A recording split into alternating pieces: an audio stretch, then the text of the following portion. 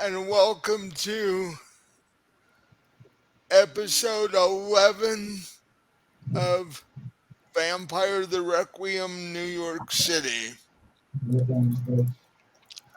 My name's Mike. I'll be your storyteller for the evening, and I'm here with my three players. Um, I will I will go around and let them tell you who they are, what type of vampire they are, and all the details that go along with that. So I'll go to my right on the screen and we'll start with Melody. Hello, my name is Melody. I play Misty Dragonstone. I am a vampire of Ventru and Covenant of Order Jakku, and I am a horse ranch owner. So now we'll drop down to Robin. Hi, I'm Robin. I'm playing Winter Jameson. She is a vampire of the Invictus Covenant and Deva Clan, and she owns a vampire-themed goth nightclub in New York. And we'll go over from there to Patrick. Hi, I'm Patrick, and I'm playing James, who is a Macat vampire that's a private detective.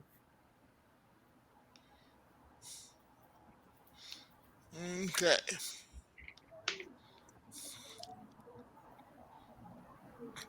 And since we haven't played this in a while, I'll give a short recap of what's been going on. For the last probably month or two, things have been getting really weird in New York in general, but for some reason, very oddly, it's been getting even worse in the area around Winter's Club. There have been Stryx showing up, which, for those of you who don't know, are owl type creatures that can possess almost anything, including vampires. And the seven have been showing up, which are anti vampire vampires whose goal is to kill as many vampires as possible. And this has all been happening around what the humans would call Halloween or the Day of the Dead, which is also a Sanctum holiday. And the Prince and Winter Invictus Rep believe, believe that it has something to do with that. So, um, because every day for the last 2 months, more Stryx and more seven members have been showing up. And there was the incident in the park on the prince's birthday between the gangrels and the Nosferatu and the police, and it got messy, and yeah. So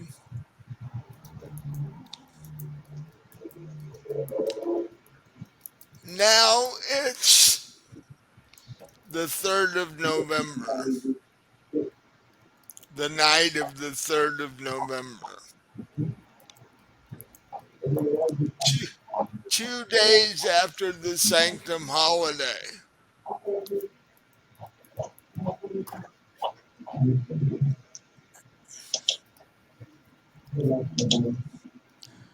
Dexter, Winter, and James have been having serious trouble sleeping the last 2 days. You've been having really strange nightmares that, that you're not, uh, they almost seem too weird to be real, but they've been keeping you up the last 2 days. Um, Patrick, can you turn that down a bit? It's Turn what loud. down? I'm hearing something. It's, I think it's Sean next door. He's watching Oh, something, or okay. he's in his Well, room I with a said I hear computer. it too, so because it's loud enough that we're all hearing it. Yeah, I'm having trouble hearing you. um,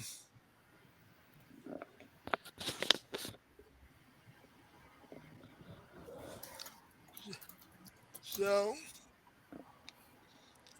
um,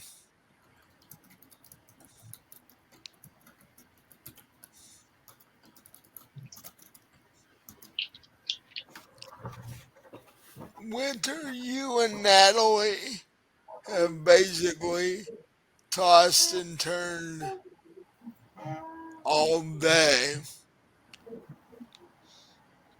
and the sun's finally gone down, and the two of you decide that it's not really doing you any good to continue to try and sleep.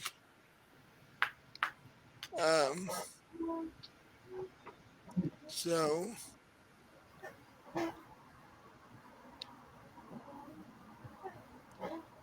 you two get up and head for the kitchen to get mugs of blood. Do they heat it up like coffee? Well, that that's for them to tell you. Uh,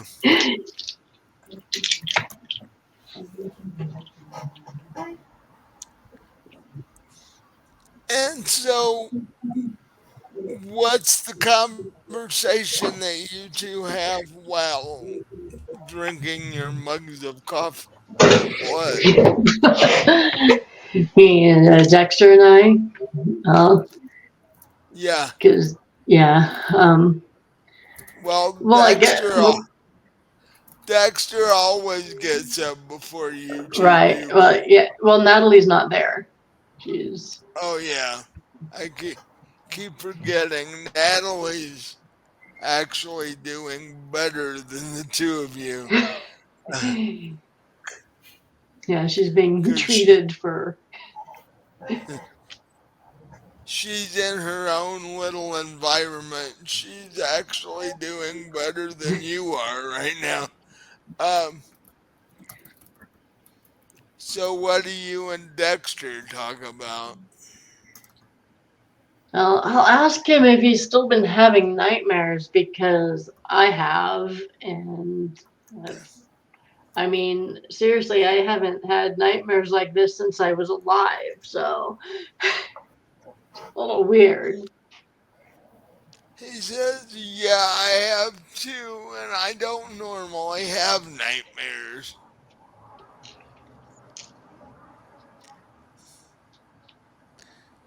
uh, they there's no way it can be real. Um, Nightmares usually aren't, as far as I know. No dream is Well, usually real. what I'm saying is, if what happened in the nightmares actually happened,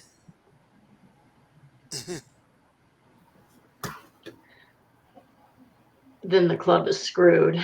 Yeah, I know.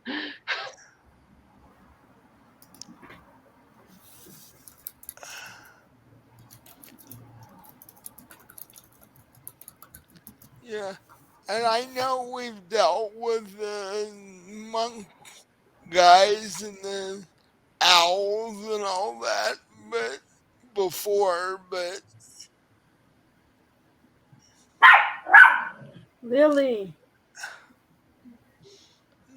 nothing quite like the nightmares I've been having.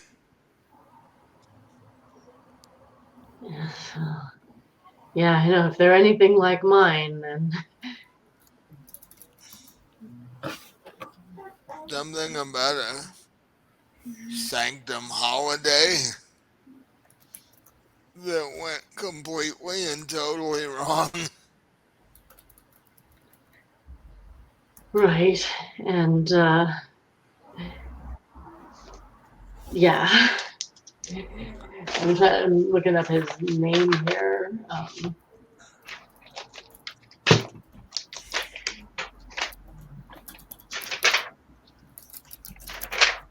And Lucian Caldwell features rather prominently in the nightmares I've been having, Yeah, unfortunately.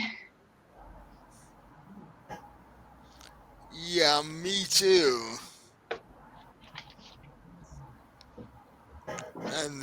And the SWAT team cop on the floor in the club. Yeah, and several groups of vampires battling it out right outside the club doors. Yeah, or at least across the street. Yeah, Yeah, sounds like we've been having roughly the same nightmares. it does. That in itself seems a little strange, doesn't it? Yeah, I thought that kind of thing only happened in books and movies. and the detective guy Oh, in yeah. the park. Yes, I seem to remember something about that in the dreams I've been having.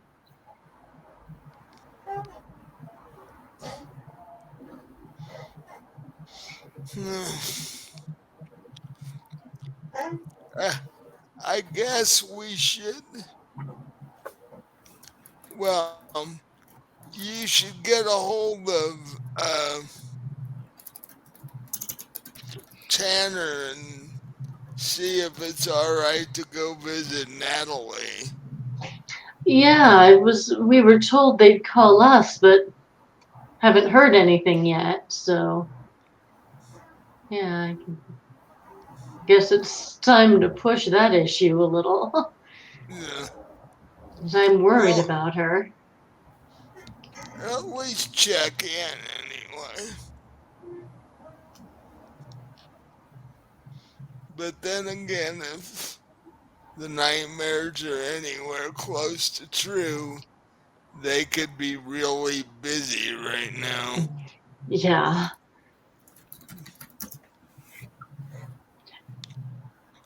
maybe Tanner would be able to give us a heads up on that front too.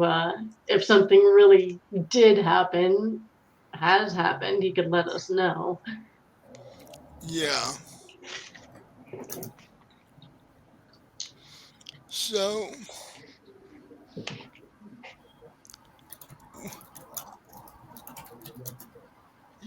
you guys continue to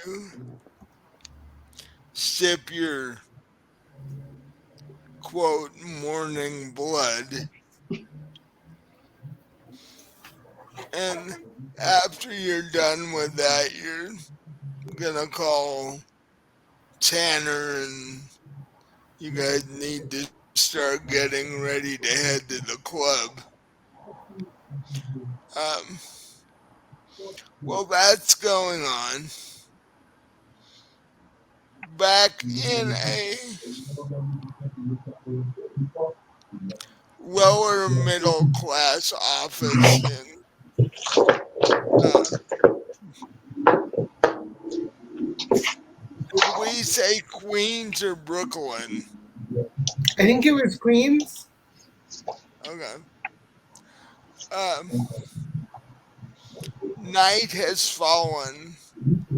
Day shift is gone home. And you are now sitting at your desk in your office, wondering what in the world's happened to you the last 2 days. Because you've been having trouble sleeping. And, and even the copious amounts of whiskey that you've been drinking to try and help you pass out haven't been working. Oh, I better go get more. Um, you haven't as of yet realized that alcohol doesn't necessarily work on vampires. You're, you're going with the drunk private detective theory. Hey, enough of it'll probably work. Well, after the first night of not sleeping, that's what you've decided to try. You're like, if I drink enough, I'll pass Blow into out. a breathalyzer? Huh, 30%.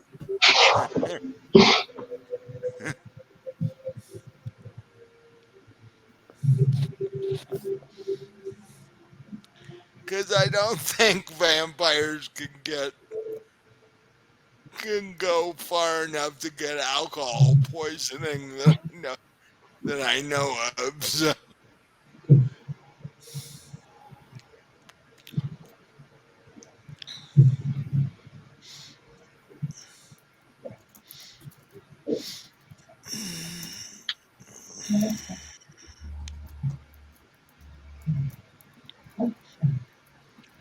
and while you're contemplating whether you're going to get more whiskey or not,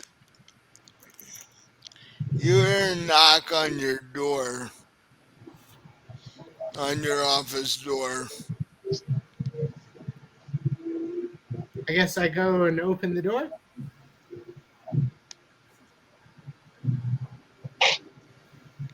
Looking very disheveled. Surprisingly, the person on the other side of the door looks more disheveled than you do. Huh, you look like you're having a worse day than me. You want to come inside? He walks inside, closes the door behind him, and goes, I take offense to that. I'm looking normal as far as I'm concerned. Um, Horrible.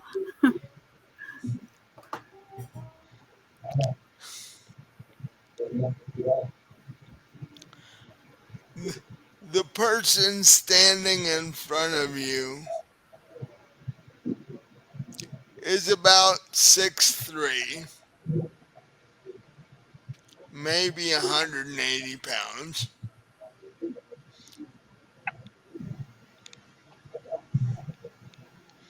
wearing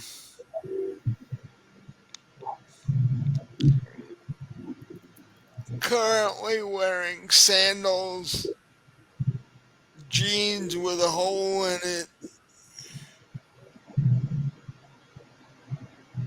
a polo shirt, and a sweater.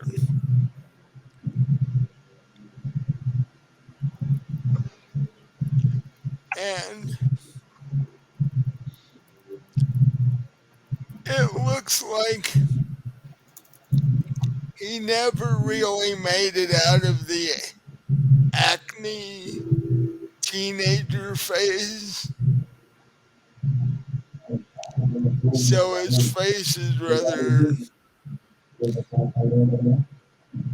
pockmarked and such, and his hair is almost a silver color, but it's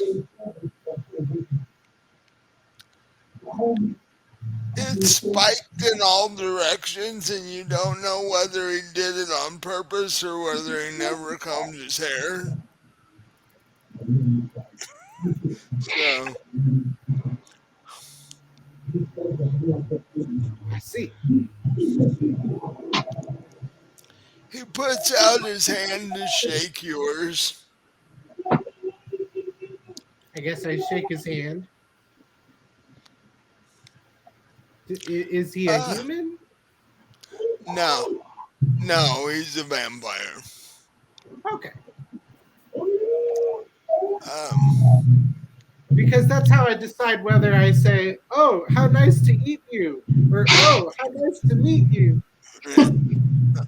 "Oh, how nice to meet you. Can I ask your name?" no, I when eat he you.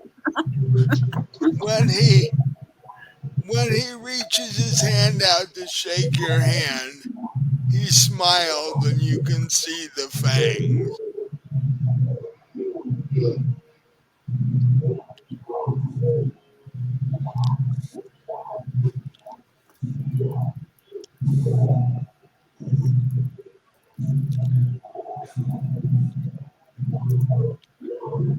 He says, um,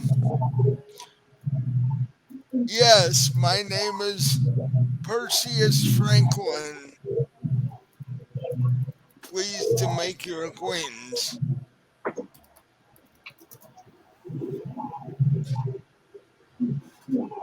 Oh, sorry.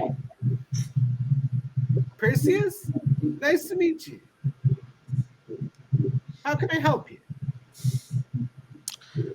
I am here on a very, how do I put this, private, personal matter.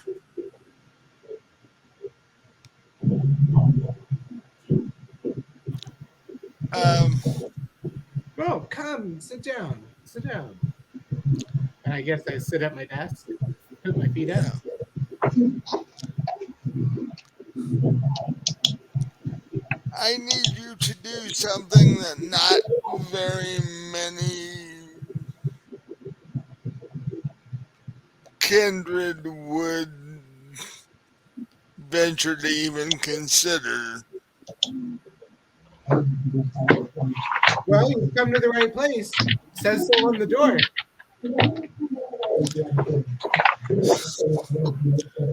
I'm not sure what you know of vampire politics in this city.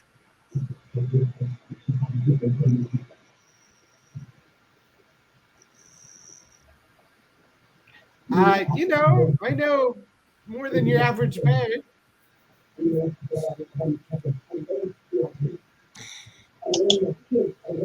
Um, you know of the Sanctum holiday 2 days ago, correct? Yeah, doesn't everyone? And when he says this, the nightmares you've been having for the last 2 days pop into mind.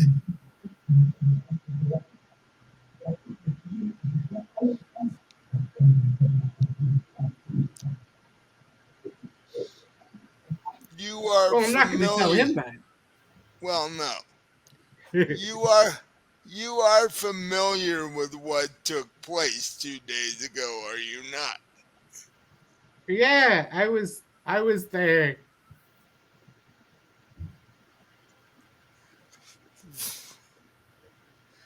There was a reason behind that. I mean, I'd hope so. I was the reason behind that. Oh, that's less reassuring. And why have you come to tell me about it? I have a plan in mind, and I need someone with, shall we say, not the highest moral standing. I take offense at that, sir. I have but the highest moral standing, and I'll need to be paid sufficiently to compensate for that.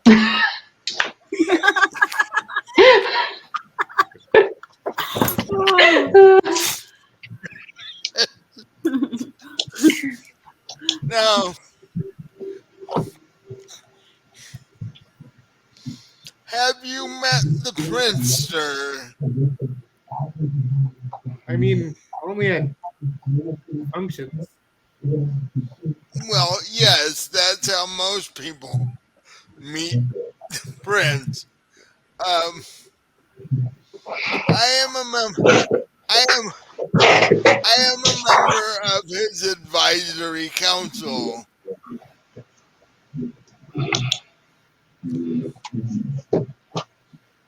I wish to be prince.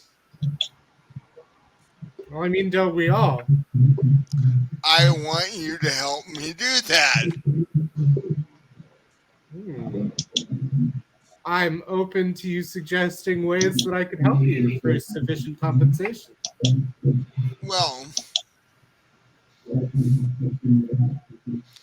being a member of the prince's advisory council,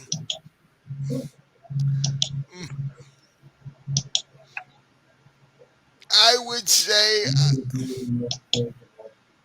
the only person in this city richer than me is the prince. Aren't we in New York? Yeah. Doesn't Donald Trump live? Well, no, I think he moved. But there's other billionaires that live here, so. No. You don't understand. Scrawny, putrid little humans live to be 80 years old if they're lucky. So they have what? 60 years to amass fortunes. I am 428 years old. I have lived in this city for 400 years.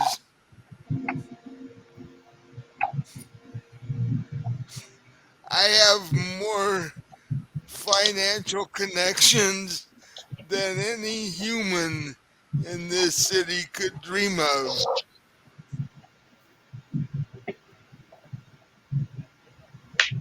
Well, I guess you got that going for you.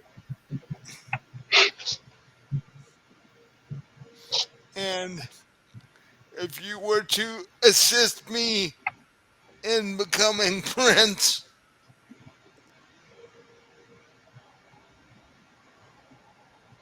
with a couple of phone calls I can make, you would have more money than your wildest dreams. I don't know, my dreams are pretty wild. But lately, they've been terrible. Past couple of nights, Jesus.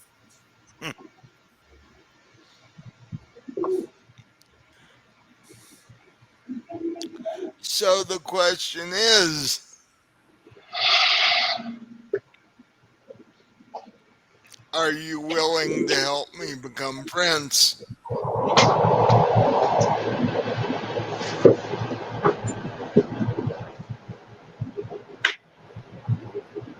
I mean, we'd still need to talk plan and compensation, but I'm definitely willing to hear you out. Um, And I mean, your your business is safe with me. Everything here is strictly confidential.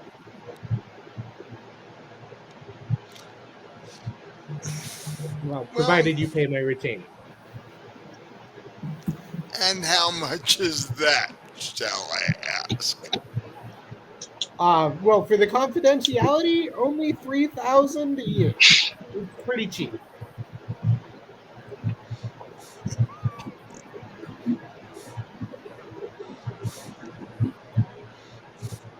He reaches into his pocket, hands you a black card with with a 16-digit number on the back. Well, this'll do. He instructs you to go over and type the number into your computer. I guess I do so. It opens a Swiss bank account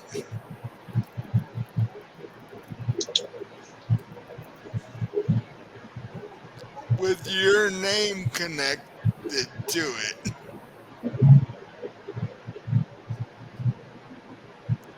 It's got 4 digits in it already. Well, that's a good starting point.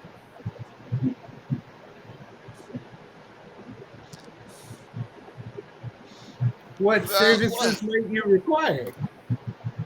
well,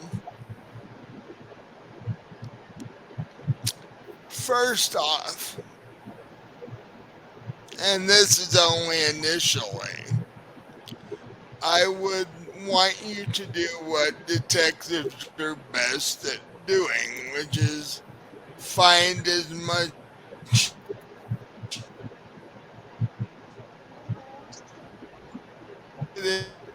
of information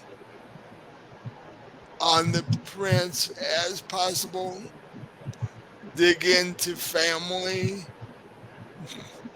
anything.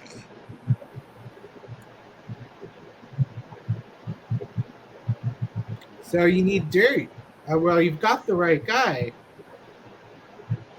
Well, But I mean, wouldn't it be easier to just like make the prince not a prince? no. Where I'm 428, he is a couple of centuries older than I. And yeah, the only way you're going to bring the prince down is politically. Matter is some anti-air cannons.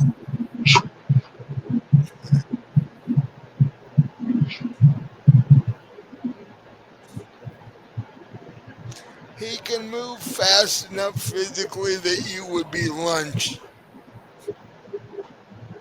Hmm.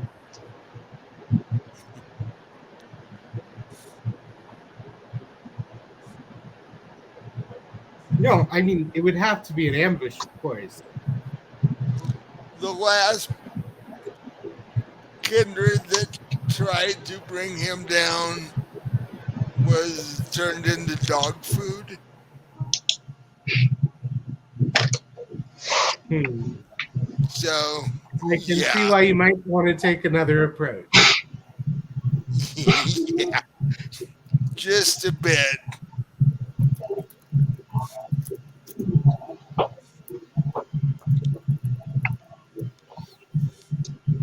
So, do we have an agreement? I can definitely look around, dig up whatever there is.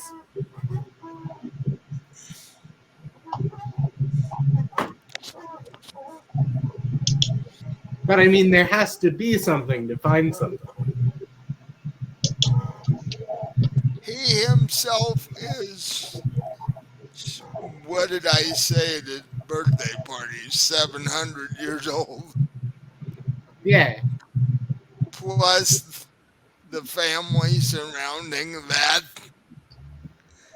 and all those centuries, there's got to be something. You know, clean living, my friend. That's how I live to be 608. Right, yeah.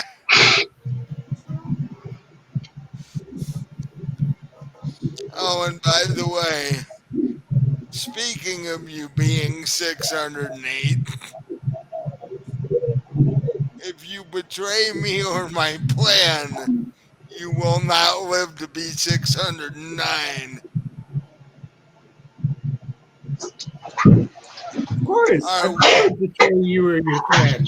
Why you pay me the retainer? are we clear on that? We're as clear as your checks keep clearing.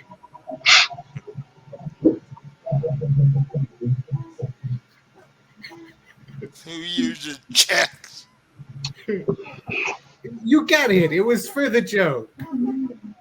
I was going to say,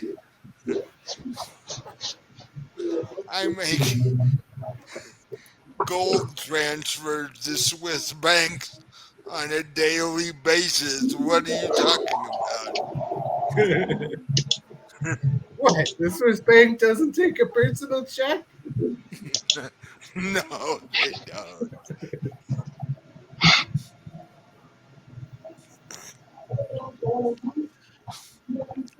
So, if we are agreed, how long do you want before you need to accomplish this task? Well, it'll take a few days, I'm sure. I'll check in with you in a week or so. That seems workable. I'll provide And any if updates, my expense sheet, you know. what is in your account already should cover your spreadsheet. He gave you close to $10,000. Private eye equipment goes fast. Like it'll run the balance sheet down pretty quick. Here's all the Oh, microphones I have to get. You know, vampires are very bad about checking their personal security for mundane things like microphones. well, I can easily cover any extraneous expenses. And if you actually bring me something useful, there'll be a deposit at least that size. Well, don't forget to take my business card. I hand him my card. And he reaches in his polo shirt pocket, hands you his. My, And I take my, his. my cell number is on here in case you need to get a hold of me. Of course, I take it and I respectfully put it in my pocket. But remember, discretion is paramount. I am an advisor to the prince. Buddy, I don't even know you. That works. And he stands up, reaches out his hand again, and turns and heads for the door. Says, I will expect to be hearing from you in a week.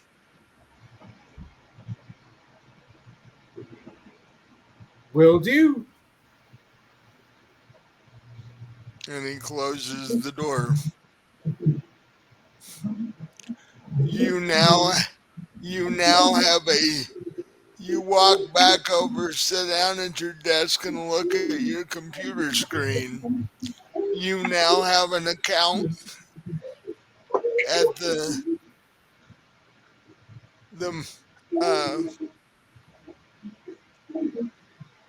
Switzerland's main bank with your name on it, with a, a basically a dollar shy of $10,000. Wow, that's a start. So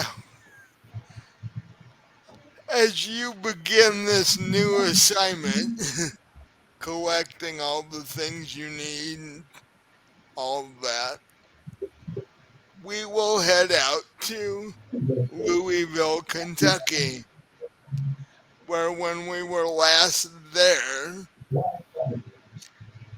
uh, and I've forgotten the guy, what I called the guy, but So did I. It was Carter. well, not not her sire, Oh, okay. the guy that Carter had called to come out to investigate the werewolf issue. Oh, Yeah, I can't oh, He yeah, remember. I came, don't. he came out and brought his assistant with him. I, I'm just bad with names these days. Um, but anyway, the two of them went off tromping in through your farm and off into the woods to investigate this so-called group of werewolves that you saw the other night.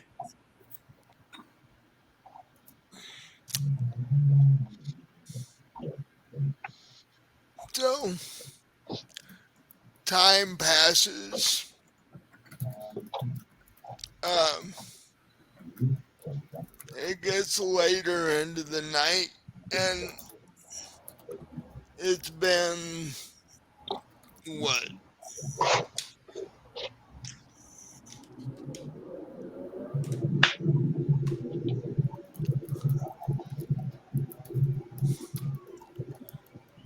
It's been a good 4 hours since they went exploring, and neither of them have returned.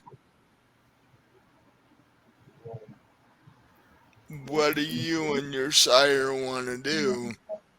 I asked him, I said, what do we want to do? We have not heard from him in 4 hours. No, it's 10 o'clock. If they aren't back by midnight, we should probably go looking for them. Work out more troops to come find him, huh? Well, we could, we could call your Order of Dracul um, rep and say, they've been doing this for 6 hours and we haven't heard from them.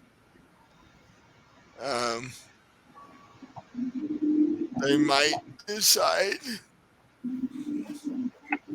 that it'd be smart to send more people out.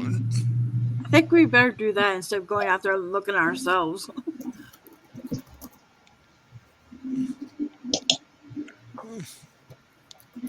Well, okay, if they're not back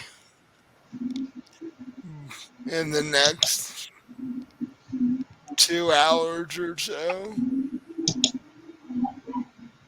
I'll I'll go ahead and call them. Okay. He says, "Oh, have you have you fed the horses?" Yeah, earlier. Have you spent any time with the new horse? Yes, some. Does it look like it's gonna work out? Yes, it does. For that much money, that's a good thing. Yes. Otherwise, it would have been a waste of money.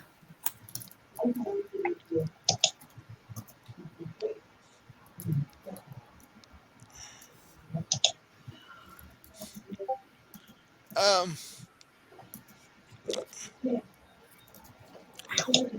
grab the book here.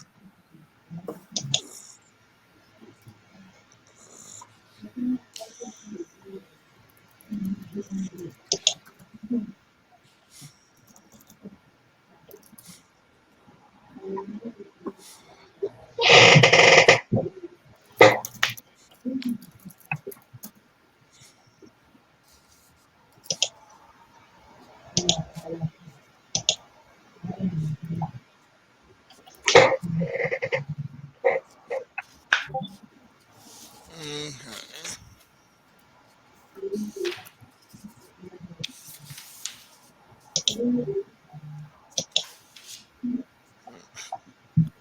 Now, what would that be?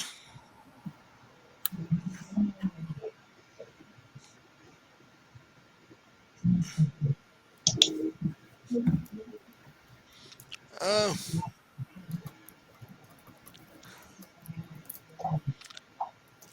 give me a wits and intelligence roll. Uh, difficulty, we'll go 6 on this. Wisdom. Wisdom, wisdom, Wits wisdom. and intelligence. Oh, it's in. Okay. That's 4.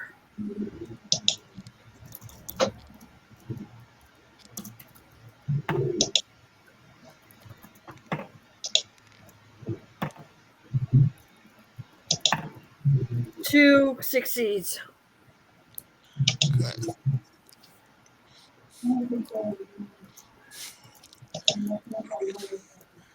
Just as you say that you think the new horse is going to work out,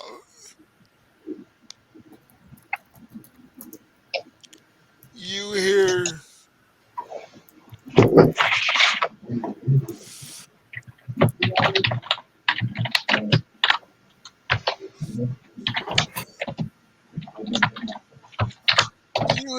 what sounds like a horse kicking at the stall it's in. And you can hear all the way down to the stables because vampires have really good hearing. And just after you hear that, you hear a howl that sounds like a wolf.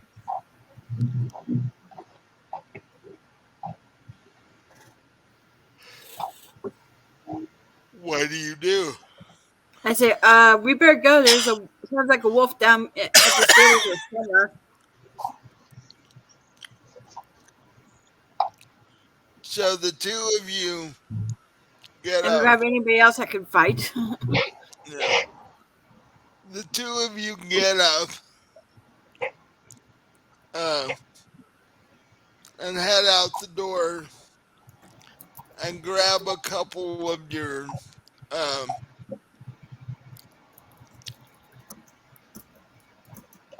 it wouldn't be staff wouldn't be quite the right word, but uh,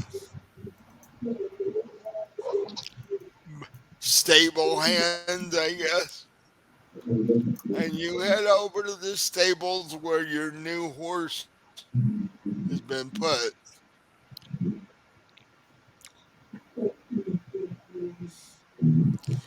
You get there.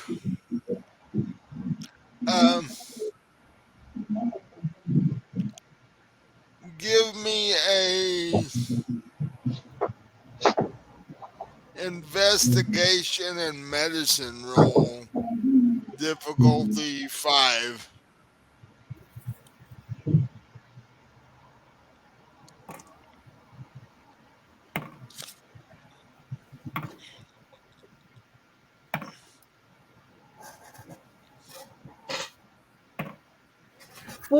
Three successes.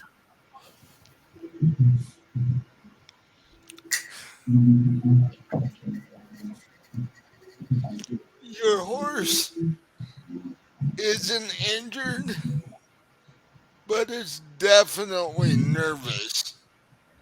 It, it's literally trying to get out of its stall.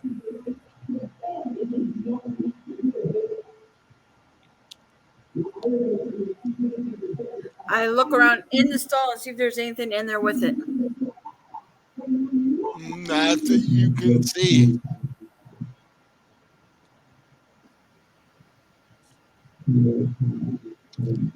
but since you got 3 successes, you can also look around the outside of the stall, or you can have Carter do it. I'll let Carter do it.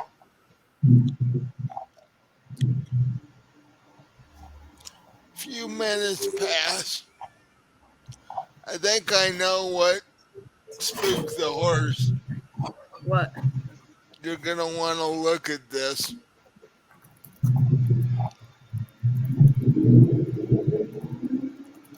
So, do you go outside where he's standing? Yeah.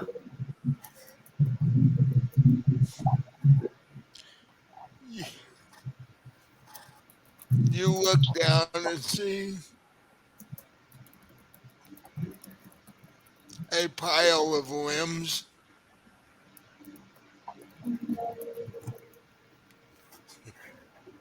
8 to be exact. Like tree limbs? Human limbs. Okay. Arms, legs, that sort of limb. You see a pile of 8 of them. Hmm.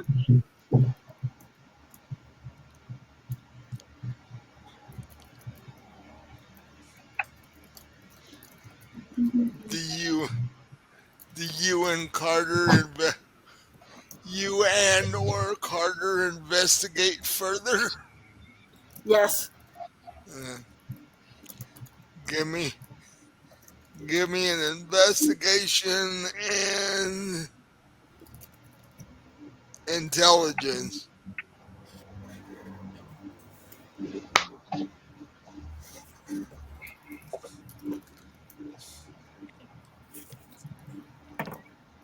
Oh, what difficulty? Oh, um, 5.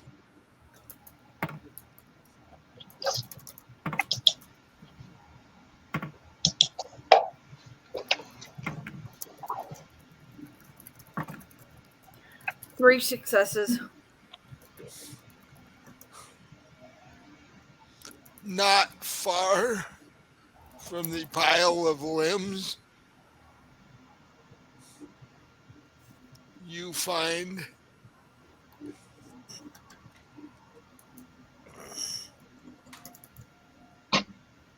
you find 2 heads,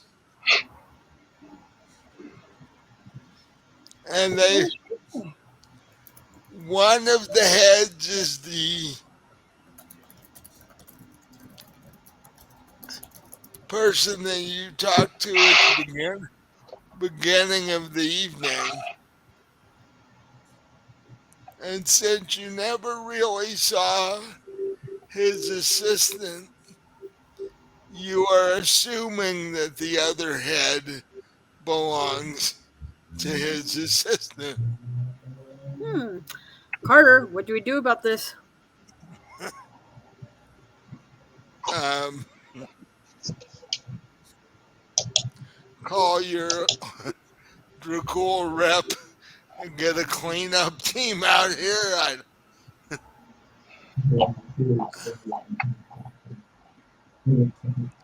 You know this is gonna have um, bunches of investigators swarming this place, don't you? Oh yeah.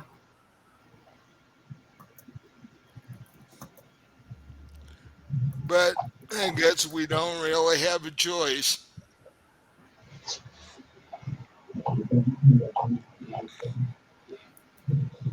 Do you want to do it or do you want me to do it?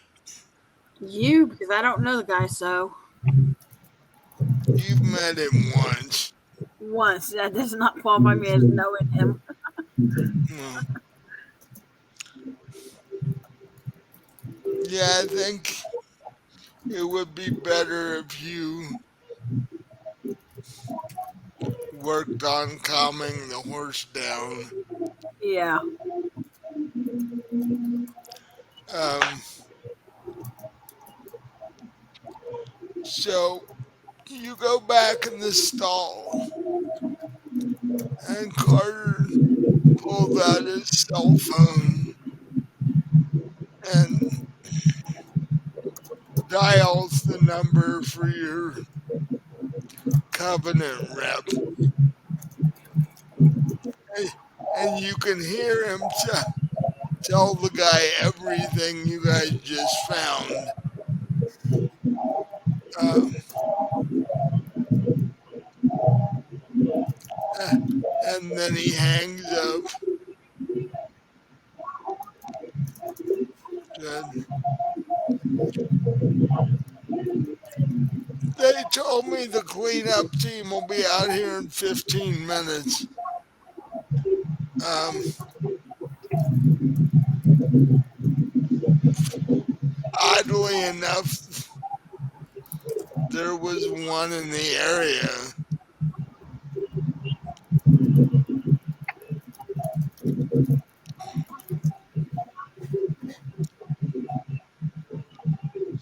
Do we want to consider moving the horses with all the people that are going to be traipsing around here? Or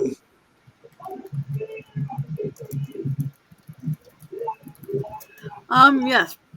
I think we probably should. we can board them next door at my farm for the duration until whatever this is gets taken care of. Yes, definitely. So he pulled out his cell phone again, calls his head stable manager, and is like, we need two or three of our trucks. Oh, next to come next door. We've got an issue over here. And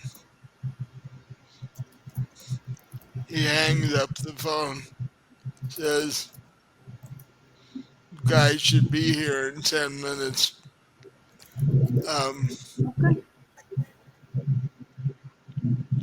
so while all of that is going on and the horses are getting loaded up and boarded and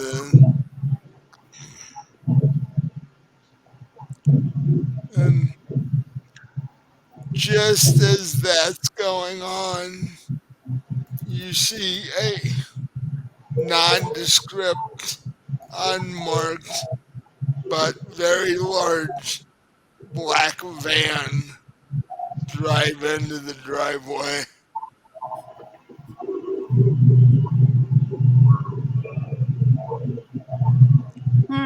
Someone just drove in the driveway with a big black truck or van. Probably the cleanup crew.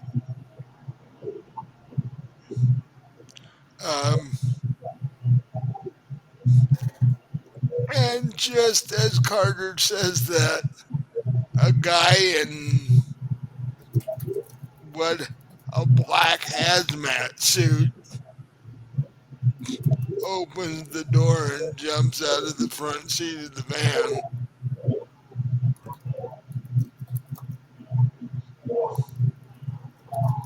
Hello. Hello. Um,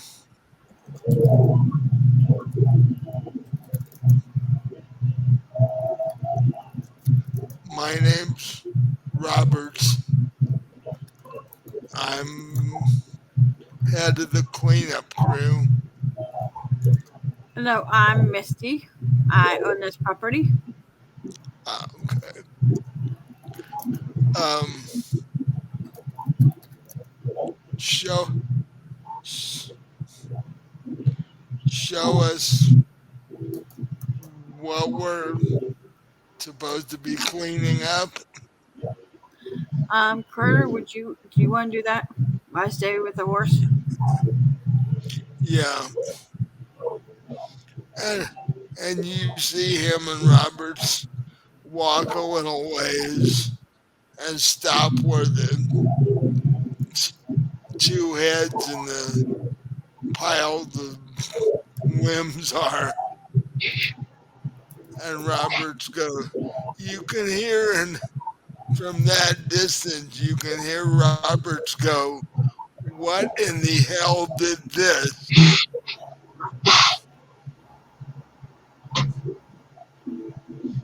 And you hear Carter say one word, werewolf. And Roberts goes, oh shit, this is going to take more than your standard cleanup crew.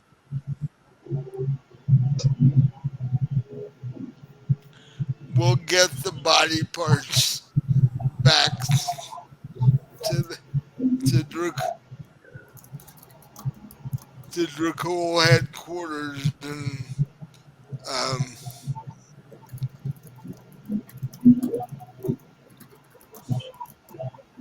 then we'll decide what has to happen from there. I yell out. I said, "Don't forget to tell him how many we saw." Oh yeah, Carter says when we got home the other night, Misty went out because she saw tracks. There are 12 of them that we know of wandering around in the woods. The parts of the two people you are looking at were one was a professor and the other one was his assistant. They went out to try and find these things, and this is the result of that. So I would be careful if I were you.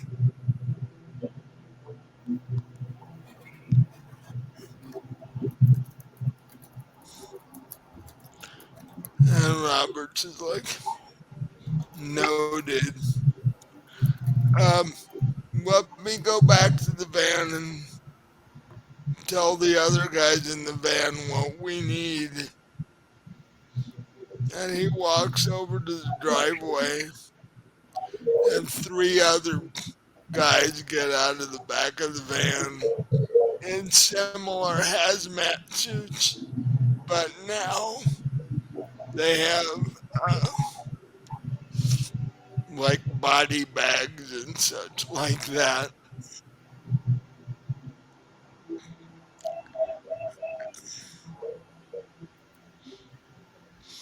And for a good portion of the rest of the night, they're cleaning things up and bagging and tagging everything. And you and Carter are getting the horses into the trailers and moving them next door. And as all that's going on, uh,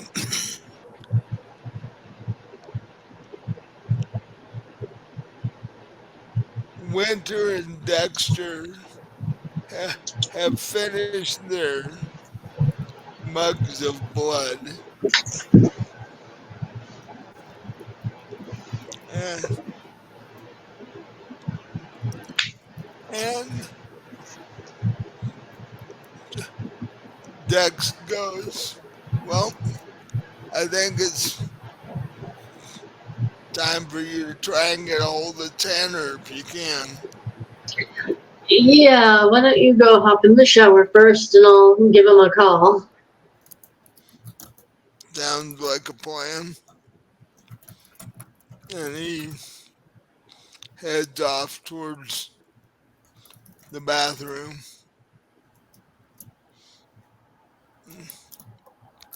Then you call Tanner. He's like, "Hello? Hey, Tanner, it's Winter. I was just wondering, is there any news about Nat? Are we going to be able to go visit her soon? Nobody's said anything. Oh, well, we've been kind of busy the last couple of days. Don't you remember what Well, I happened know at the whole. Well, I know there was the whole holiday thing. uh, yeah, it's probably the worst holiday known to mankind at this point. Uh, you you were at the club, don't you remember what happened? Well, I've been having some strange dreams. Um, why do why don't you, Dexter, and I meet at the club? I think there's some things we need to talk about. Did the cleanup from the whole Stryx thing not go well? I thought that was all taken care of. No, that did not go well, amongst other things. Um, like I said, I'll explain everything when we meet at the club. And Okay. he's got this note in his voice like, I, you were there. Are you sure you don't remember what? Um,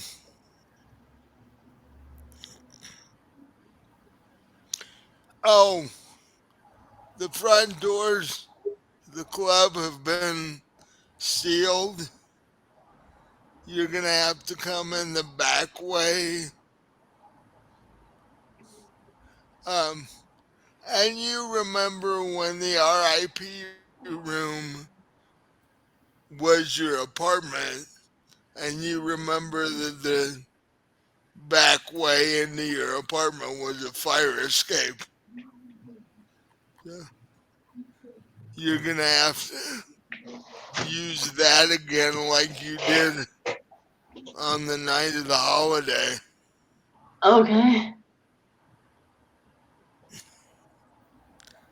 So how long you think it'll be before you get there?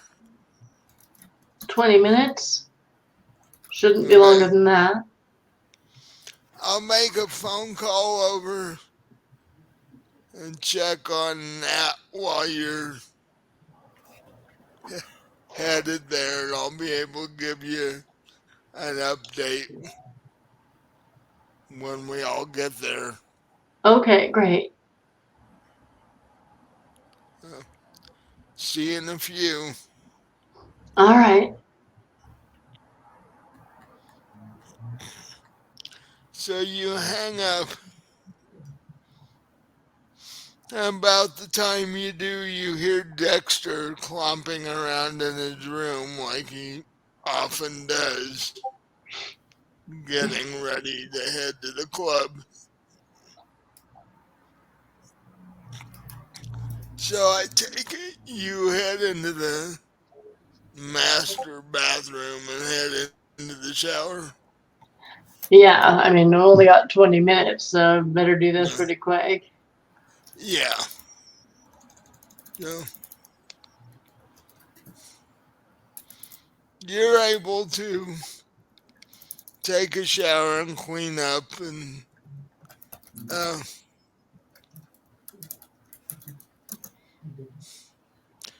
you grab something really quick clothes wise and throw it on. Uh, as Dex was saying, most of the wardrobe's black, so it's not really hard to pick. Uh, so you guys, how you guys gonna get there? Oh, we'll take Nat to Tesla. Okay.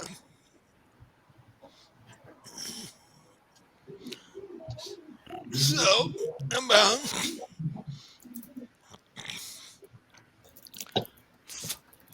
about 5-10 minutes, you pull into the club parking lot, and as Sandra has said, the doors have been sealed, and there's that yellow crime scene tape on the door handles. Mm-hmm. So you and Dex have to walk all the way around. Dex pulls down the fire escape, the ladder on the fire escape, and you guys have to walk up and head into the head in through the the RIP section. Um,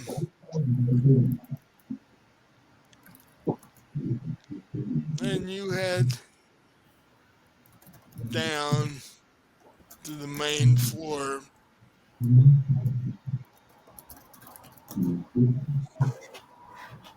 Um, let's see.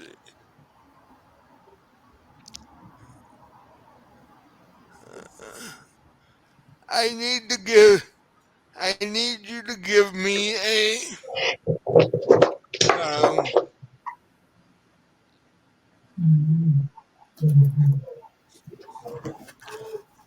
a resolve and composure roll. Resolve and composure. Okay. Yep.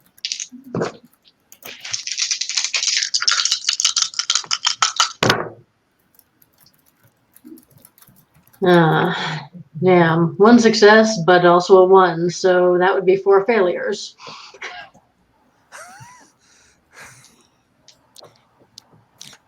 Uh, at that point, I don't need to tell you what the difficulty was because it I'm not doesn't. clear. I'm not clear on what the difficulty thing means, to be honest. What is that? Standard difficulty is But what seven, does that eight. mean? Um, difficulties is how hard it is for you to achieve what you're trying to achieve. Um, Okay.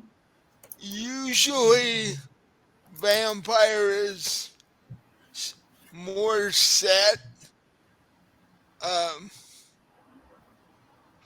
Like, like it's easier to give you an example of a physical thing. Like, say last night you had to jump off the fire escape to get Mm-hmm. out. That means you would have to do an athletics, uh, probably an athletics and strength.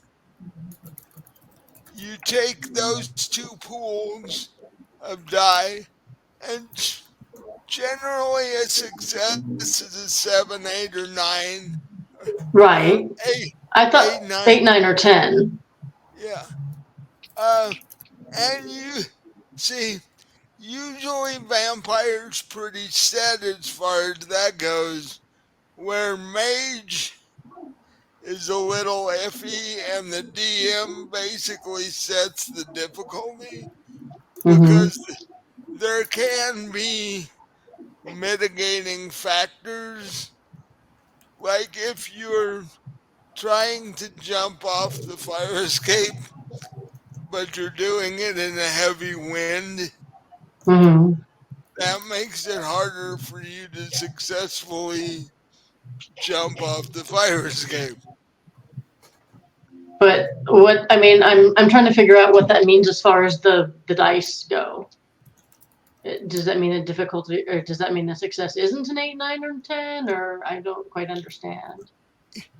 Well, I've been doing it more like mage, where I've been letting mitigating factors make it easier or harder for you to do things.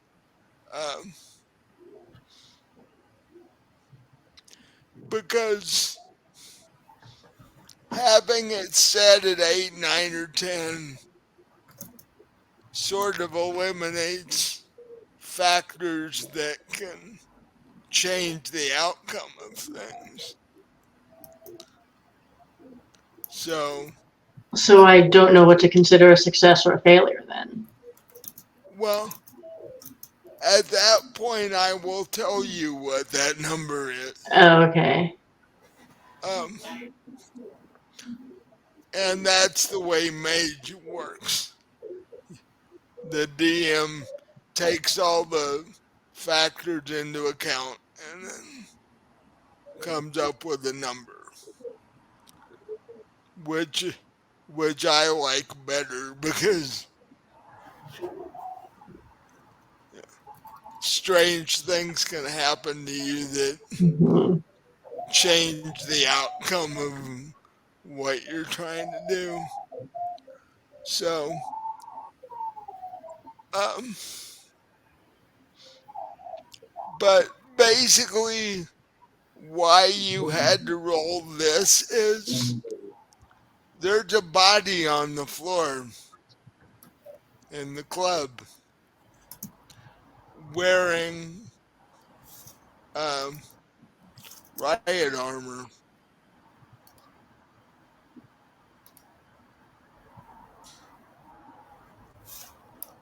And suddenly it clicks into your head who this is.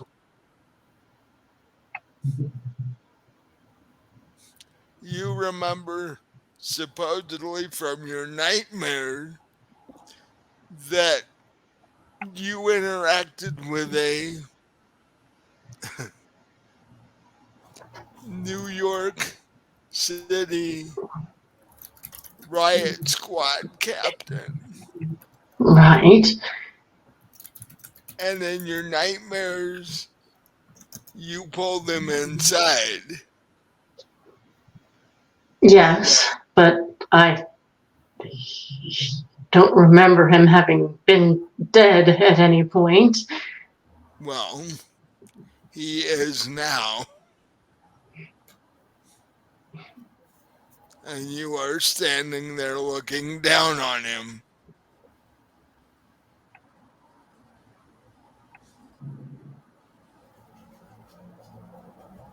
What do you do?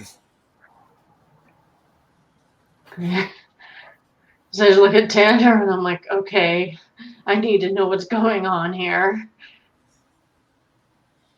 So how do you do that?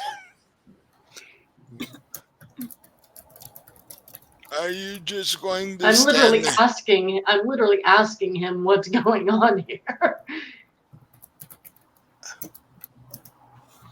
Oh, Tanner has not arrived yet. Oh, okay, I thought he was there. No, you made it there before he got there. Okay. Then I'm going to suggest to Dex that we wait for Tanner because he's got to know more about all this than we do. We've got nightmares to go on. He knows what's actually happening. Well, Dex just nods his head and is like, I think, points down at the guy and goes, I don't think that's a nightmare. It's sort of physical. Right, and that's concerning because I don't know about you, but he's been in my nightmares and he was very much alive in them. So, and have you been dreaming about him?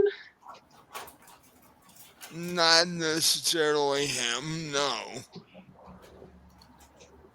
Mine have been more focused on Lucian Caldwell Yeah, he's been in mine as well, and not in a particularly good capacity. and Bella and her sisters standing on some sort of stage with him. Yes, I remember that as well from my dreams. Yeah. Um,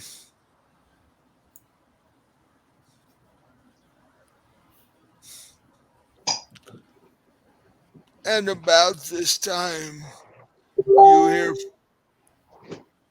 you hear footsteps on the fire escape,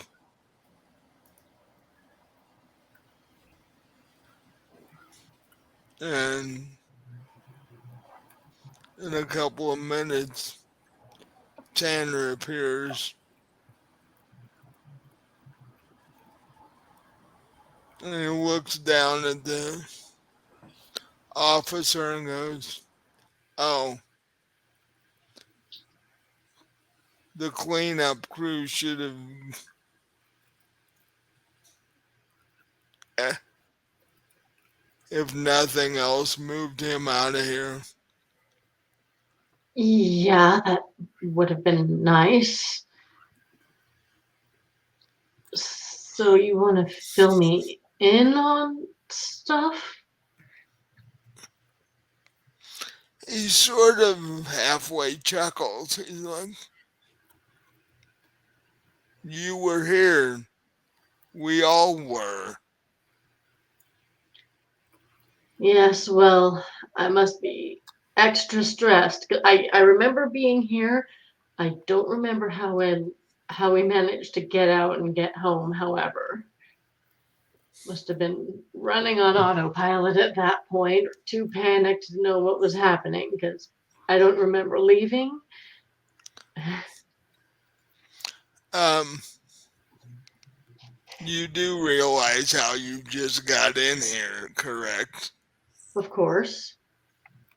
That's how you got out last night, or night before last.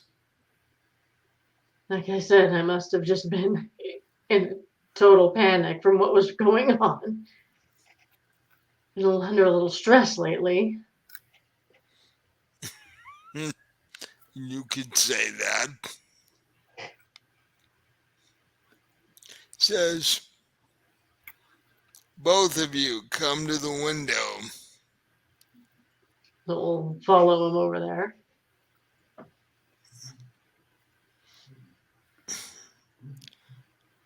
There is a group of beings across the street, across the road. Blood flying everywhere. They're still at it. Yeah.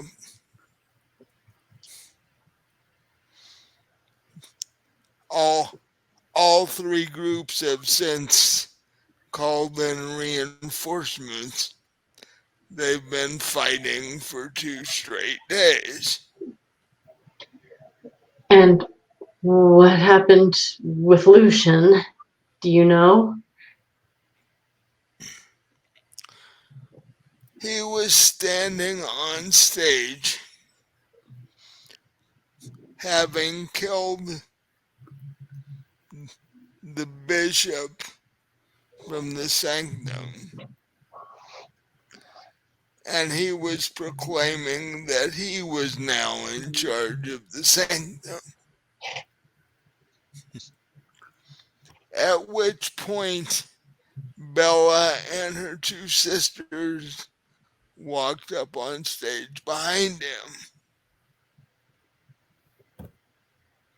put their hands around his throat, and the three of them um, proceeded to rip his throat out. Okay, so at least sounds like we don't have to worry about him anymore then, right? At least. Yeah, but we have a bigger problem. The Sanctum now has no one in control of it. As the person who was in charge and the person who was trying to take over and be in charge are both dead. Is that something the prince could maybe deal with? He could appoint somebody or take over himself? He could appoint somebody. He's not likely to take over himself. But even if he does appoint somebody, that's going to take time. And you have this going on in the meantime.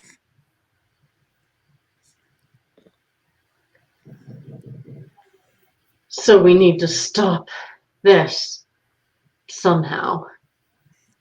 Yeah.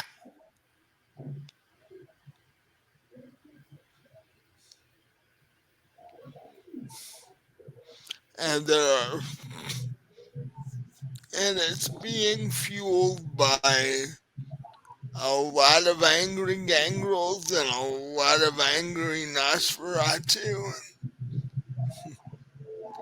This the field day for the 7, and the Stryx are going around randomly possessing things, and Can you tell me something? I don't know if you would know this, but how many humans have been injured or killed in all of this?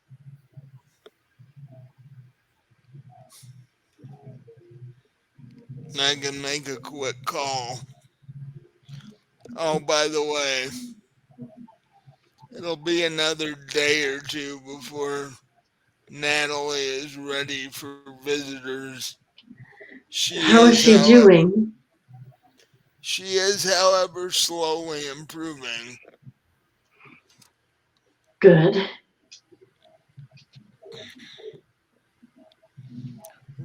Now, this next statement is going to sound strange, but before you react, I'll explain it. We are used. It was almost a lucky thing that we were able to get a hold of Natalie and take her in for treatment because treating her has helped us make actual uh, progress in coming up with a vaccine to block what the Stryx are able to do. Uh, we had to use a bit of her blood, but she's fine in general. Will there be lasting effects from this Strix possession? I mean, will she be different? Will she recover fully? Or I've never known anyone who's been possessed by Strix before. I don't know. Um, you're about at the same place we are because most of the Strix, most of the beings possessed by the Strix haven't recovered. I mean, as in dead. Right. So, the her being, us being able to get a hold of her, she may be the first one that doesn't end up dead. So, I hope not. as far as side effects go, we have no idea.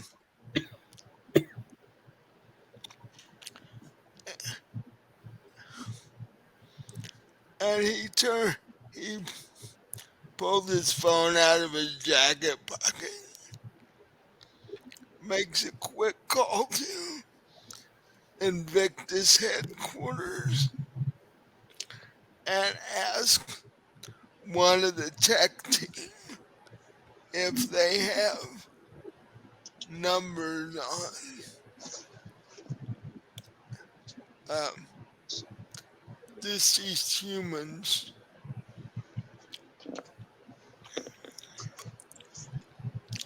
And well,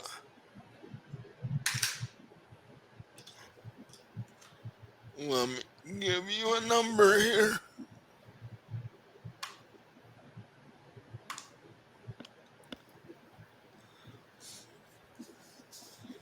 Hmm. And then he sort of gives a depressed sound and hangs up. Currently,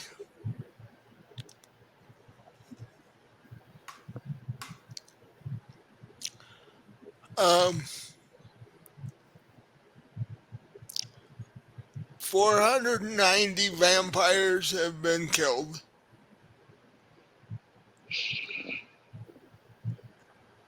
and 305 humans have died. Oh, that's not good. That's good. Just that alone, the human deaths are going to be very bad for the vampire community.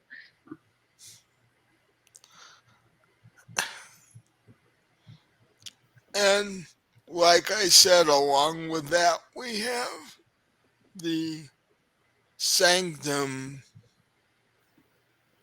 running amok, basically, which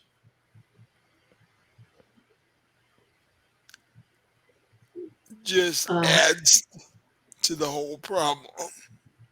this is going to sound like a strange question, but would you consider taking over the sanctum just to, you know, smooth things out, and then you could appoint somebody else? Well, I would have to get clearance from the prince. We would basically take a team in there and take over, and then I guess that would give the prince time to come up with something more permanent. Right. Well, that's what I was thinking. Just temporarily, just to, satisfy people and stop whatever's going on out there. Mm, I'm just so, afraid any more humans being involved and getting killed in this is really, we're all going to have to, are we going to have to get out of New York? Because that's kind of what this is looking like at this point. don't know. Aren't we supposed to, try to keep on the DL as far as humans are concerned? And Yeah, 300 and what did you say, 7 human three deaths, right? 305. Well, 305 humans dead, and they know that it was vampires. This is not looking good. well, 306 if you count the guy we're standing over currently. Yeah, and about him, I seem to remember him not being dead while we were here. Yeah, well, his injuries were bad enough. He lived a little while after you and Dex got out, but there was no way we could save him at that point. So I guess one of the first things we're going to have to do is get rid of the body somehow. Yeah. Do you have Invictus people that could take care of that? Well, your standard cleanup crew, that's what they're there for.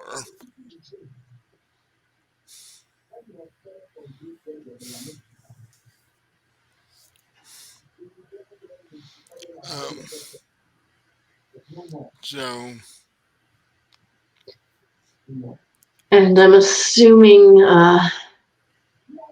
probably not going to be able to open the club for another few nights, week. How long are we looking at there? who's gonna want to come to the club? And he points out the window. It's like, who's going to want to come to the club with that happening Oh, across no, the? I know. I was just asking for a timeline. Um,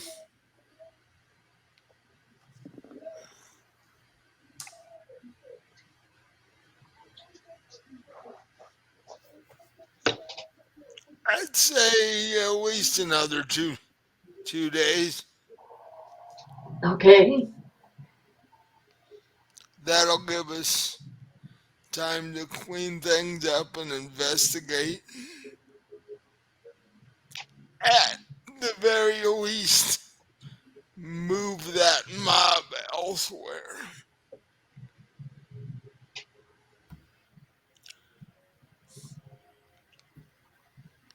So, as and at that point, he he dials another number, and you hear him say, "We need a cleanup crew at uh, Winter's Club. Somebody left a dead human body here,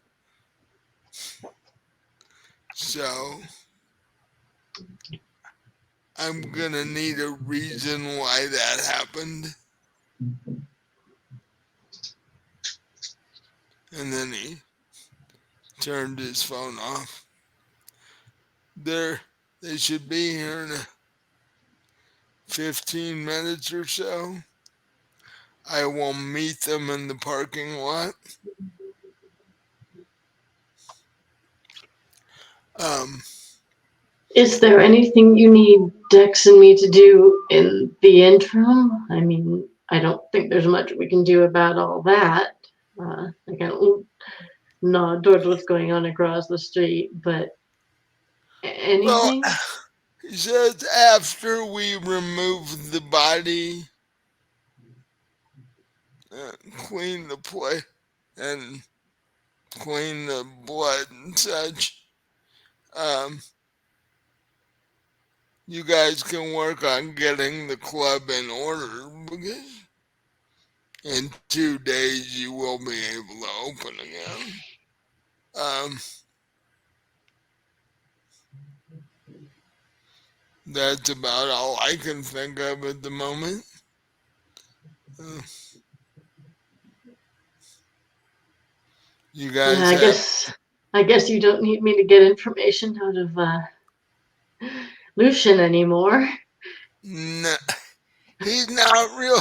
Surprisingly, he's not real talkative at the moment.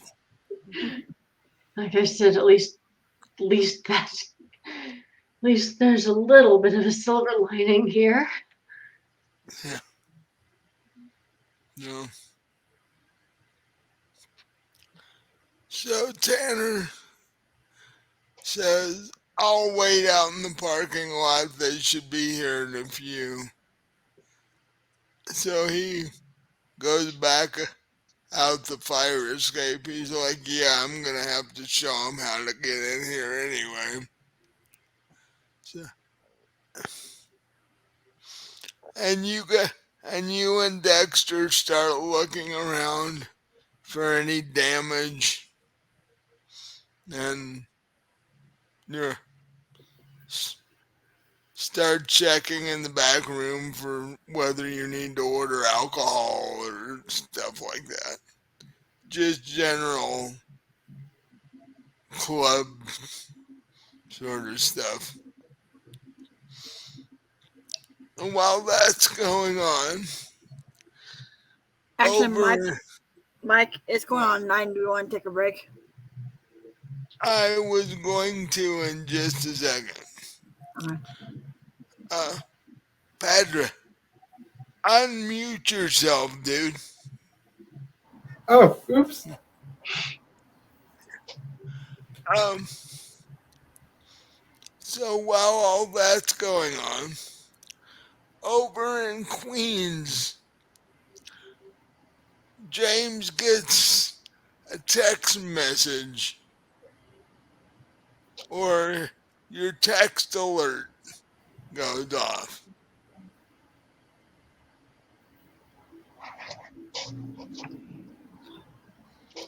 I He guess I checked my text message.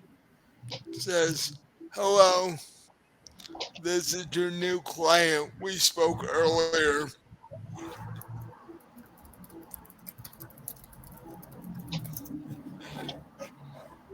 I need you over at the Sanctum building by Washington Square Park.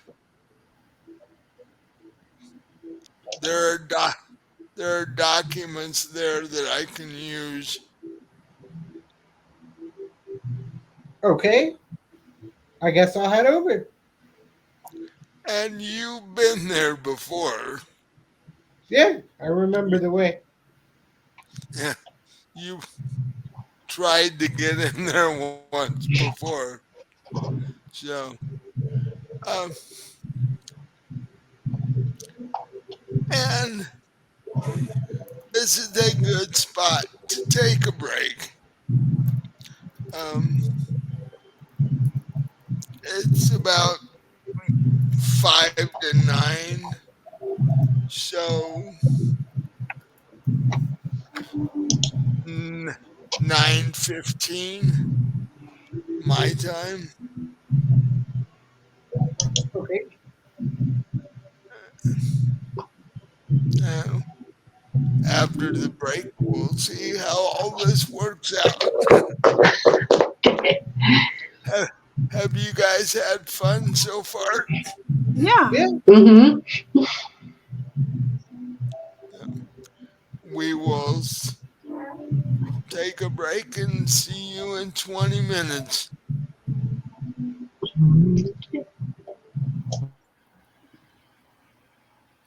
Have you gotten to see that Chat GPT at all?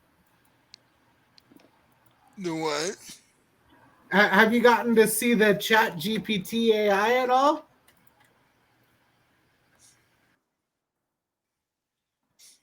It's a new Uh, AI that's able to write stuff for you. oh no. When did they come out with that? Like a week ago. Here, I'll send you the link. If you hit the try me thing up at the top and sign in with your like Google account, you can give it prompts and it'll write whole things for you. You can have it generate stat blocks for D&D 5e monsters. Oh, that'd be cool. This thing is so advanced that it can write code. Like if you tell it to write a script in Python that does X, it'll write a script in Python that does X.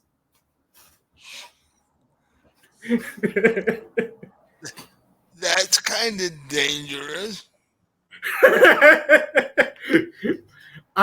There was a guy who like plugged in what are a list of known vulnerabilities for websites?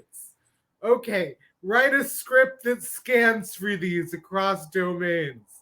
And it did it. Okay.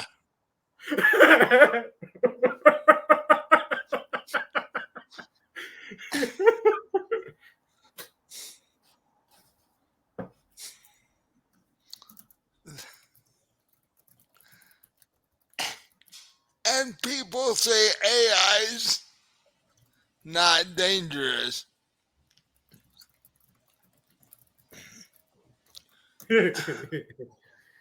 It will be.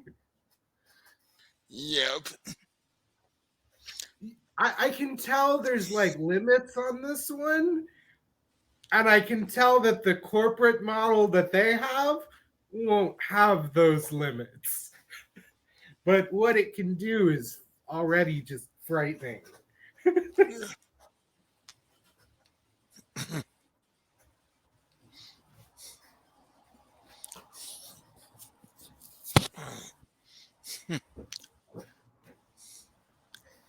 We'd better hope we find a way to get off this planet. uh, you know, the only way I think you're gonna manage it these days is if you can like meditate real good and like swing yourself up to a higher plane, because you're not gonna get the money to get a rocket. And even if you do, it's not going to work right.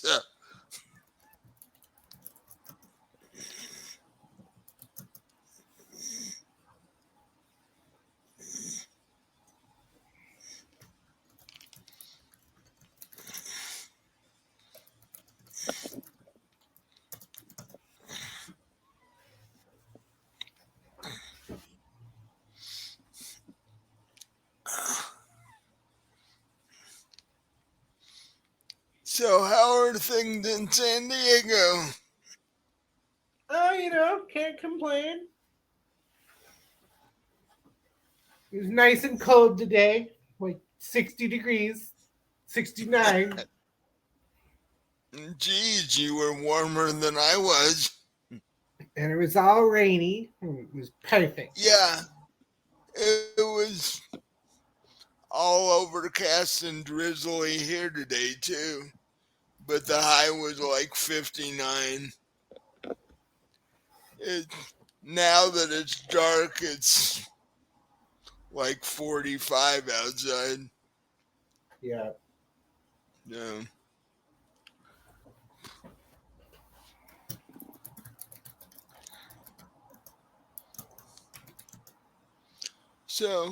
So far in the last hour and 50 minutes that we've been on, we've had one glitch and that's it. Not We bad. had we had one spot where everybody blinked in and out once and that's it so far. Yeah, I saw a little bit of blinking, but it's definitely better than before. Yep.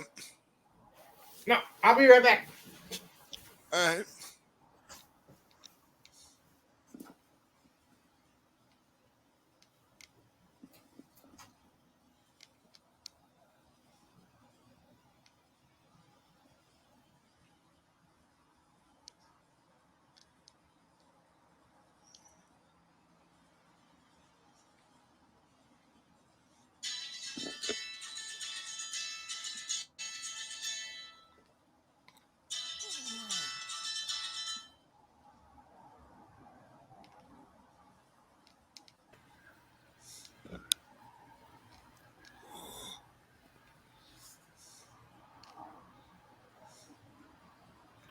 Hey, Mike. Yeah. I'm not gonna make it tonight because my back is starting to bother me. My back's been giving me problems the last several days. Why do you think that's from? It's because I have back issues. That's why. Well, yeah, but And I have physical the therapy tomorrow, and I really don't want to be pushing it tonight when I got physical therapy tomorrow. oh, when did you start physical therapy? I started last week on Monday.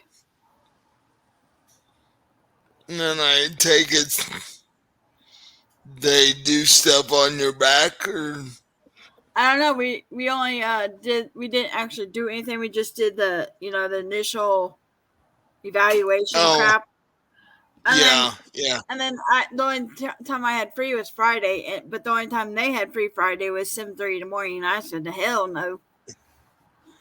I wouldn't have done that either. So tomorrow is the first full day of actually doing exercise and shit. And then Oh, fun. I have an eye doctor's appointment right afterwards. Oh, you got a fun Monday. Yeah, it's like fuck.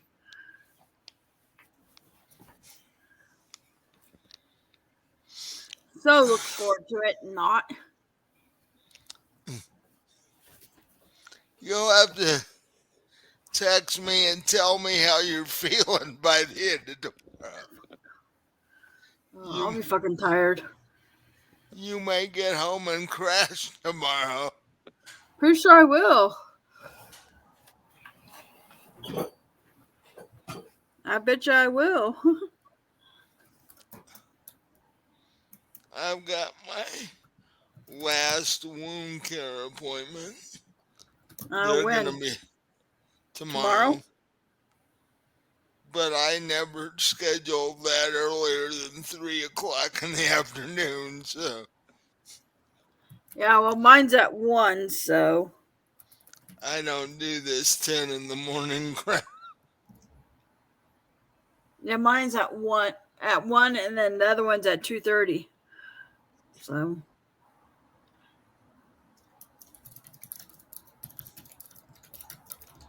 You figure your physical therapy's an hour. You gonna make it over to your eye doctor in a half an hour? According to the person who's giving me a ride, yes. Okay. I was gonna make it for 2:45, but he's like, "No, we can do it. We can get there enough time because supposedly they're not too far apart from each other." So they're both on Horizon Ridge. So Well, they're on supposedly, the same. supposedly it's not that far apart. If traffic's not bad, you should do all right then. Mm-hmm. Supposedly he says he can make it. I was gonna make it for 2:45. Give us a 45-minute No, gap, but he's like, "No, do it 2:30. I, We can make it."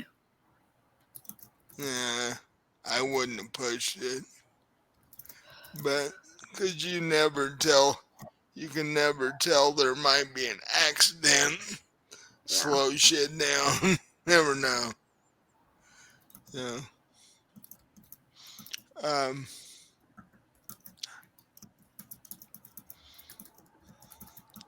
Well, we can put Misty's part of this on hold till next game. Yeah, because between my back and my head, I'm ready for bed. Well, you should go lay down and get lots of sleep before they mangle your limbs tomorrow. And I'm so not looking forward to it. yeah, never a big fan of physical therapy myself, but I've had a lot of it. So, I'm like, what kind of physical therapy? How much physical therapy can you do for a back? well, depends on what's actually causing it.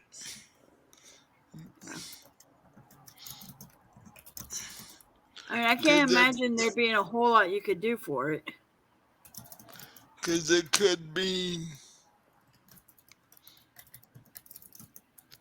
might not even be your back, could be your legs and such. Nope, it's the back. It's the Oh, back. The X-ray shows it narrowing. So oh, well, I don't know what. So, I yeah, imagine, I imagine they'll try something. I um, can't think of too much that would help a back for and that. then they'll probably send you home with a sheet of exercises and Oh, all that good. fun As stuff. always. Yeah. As always. Yep. Certain stretches and arching your back certain ways. There's things you can do with a towel that'll help you position your back in a certain way. There's even exercises at the gym you can do that specifically strengthen your back, but they might have you doing those in physical therapy. Yeah. But yeah.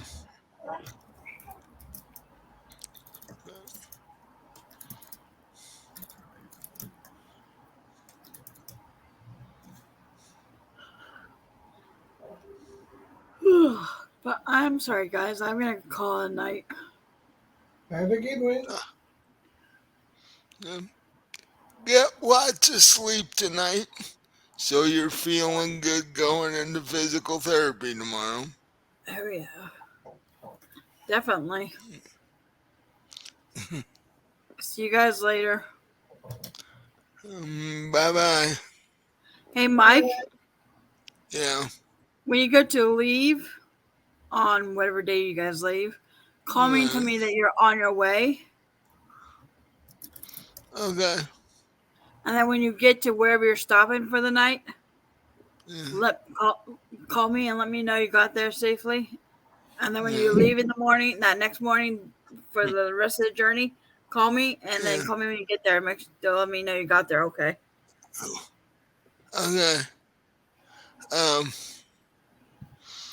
I might text you instead, depending on how busy we are. But Well, I'll, texting is fine as well. but I'll let you know. Okay. Uh, we're probably gonna end up stopping somewhere in Arizona in the middle. So Yeah.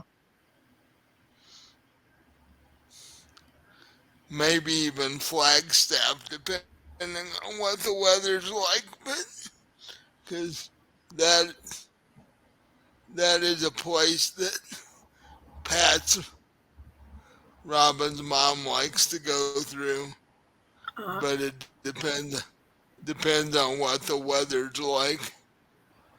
Because Flagstaff is high enough up that it gets a fair amount of snow, so yeah. it all depends on how the weather goes. But yeah, I'll keep you informed. Okay. Definitely for sure. At least when you leave here and when you for sure get to Roswell. At least those two, Yeah, but I prefer when you leave where you stop that night too. that's fine. Only takes a couple minutes to do a text. That's not a Yeah. problem. Yeah, I'll let you know. Okay. Ooh, now my tummy hurts. You're just not having a good night. No. So, Okay. Good night. good night. Hi, Robin. Good night. I will.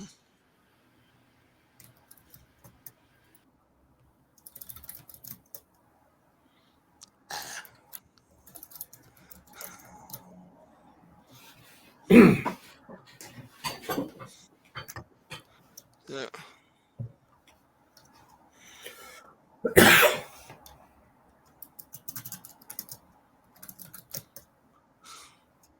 So have you and your mom made Christmas plans yet? Or Yeah, we're gonna meet up Christmas Eve. are you? Yeah.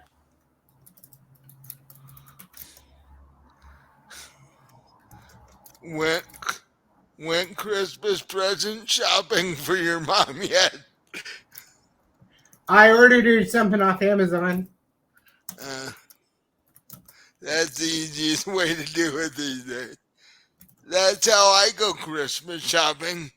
I just buy people Amazon gift certificates or gift cards, and then they can buy whatever they want. Yeah. That way you don't have to fuss with sending it back or any of that crap. Gift cards are a good way to go. You see that new Dragonlance book? The Uh,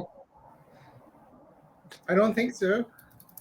Dragonlance was one of the first D&D settings, uh, game settings, and they're bringing it back after 30 years. It's Rise of the Dragon Queen. That sounds pretty neat. Uh, it's an expensive book, though. I checked on Amazon and it's not out yet, but they still want $44 to pre-order the thing. So I'm hoping once it comes out, it'll drop a bit in price.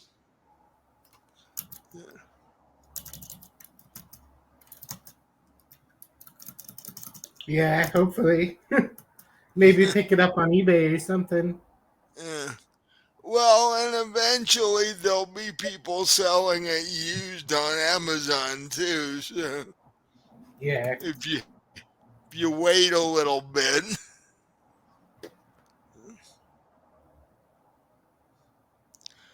So what's going on in your guys' game that you haven't played in a while? I just haven't been available on Saturdays. It's hard to keep Yeah. going. So I'm excited to play and try and use this new tool, the chat thing, to see if I can generate some monsters and stuff on the fly. It'll be fun. Well, I've got a dragon that I created that I need a stat block for. You should 'Cause, check that out. It can do stat blocks like you can be like, I want a stat block for a level 5 and counting. And it'll right. generate it like all perfectly balanced towards their level and stuff. It's pretty cool.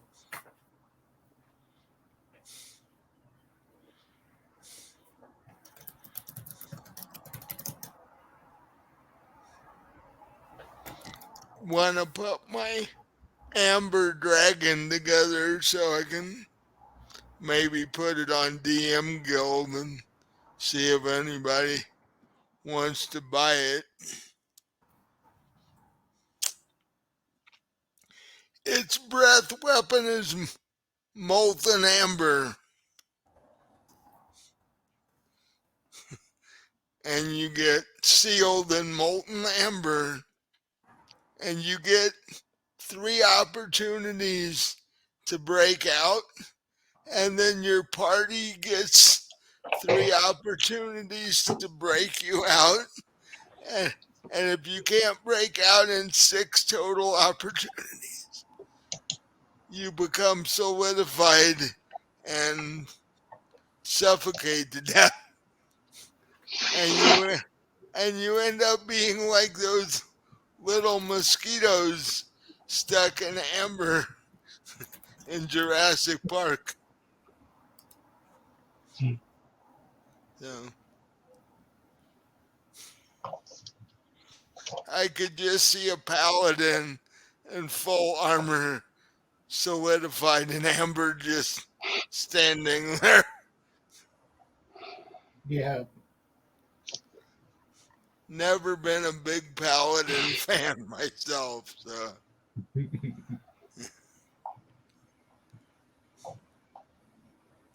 Oh, What happened to Rowan, Melody? she's been having back issues more, and she's got physical therapy tomorrow, and she, she didn't want to over stress her back before physical therapy. Okay. So,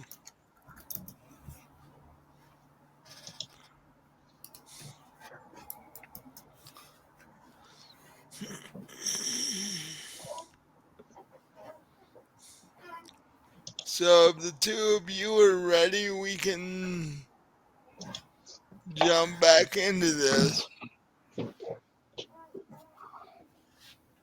I'm ready. Okay. So I guess I'm headed Um. down to. Oh, never mind. So, welcome back to um tonight's episode of Vampire the Requiem. Right before the break, uh, Winter and Dex were doing regular club sort of stuff as they were waiting on the cleanup crew to get here and move the body of the SWAT officer that's laying dead on the floor. And then over uh, in Queens, James got a text from his, from now on, anonymous client uh, that he needs to go over to the Sanctum building, not far from Washington Square Park, because there, shall we say, useful documents that that need to be procured. Um, so he's on his way over there, and about this time, um, if Winter looks out the window, she'll see a rather nondescript large black van drive into the parking lot.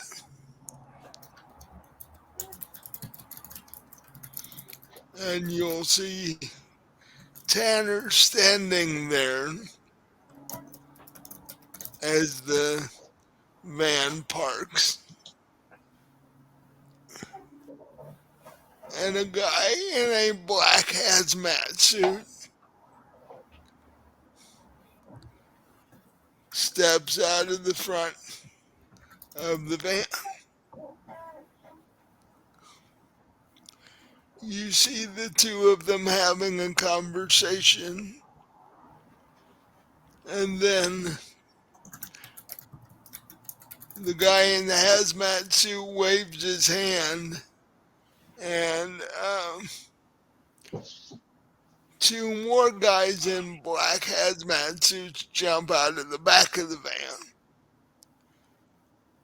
And you see the three of them and Tanner head toward the club.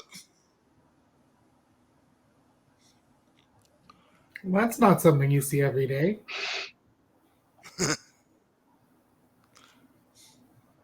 Well, they didn't really like the color of your average hazmat suit, so they were like, we got to do something better than this. Except, oddly enough, their hazmat suits don't have the little breathing filter on them because they don't need that part.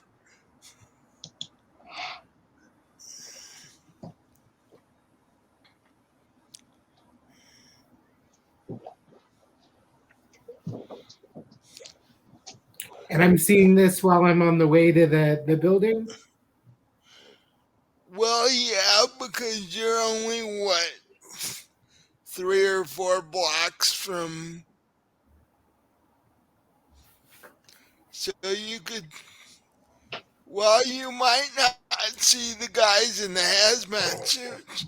You could definitely see the vans sitting in the parking lot of the club. I think I'd probably just continue on towards where I'm going. Yeah. Um, although, give me a wits and intelligence roll. Okay.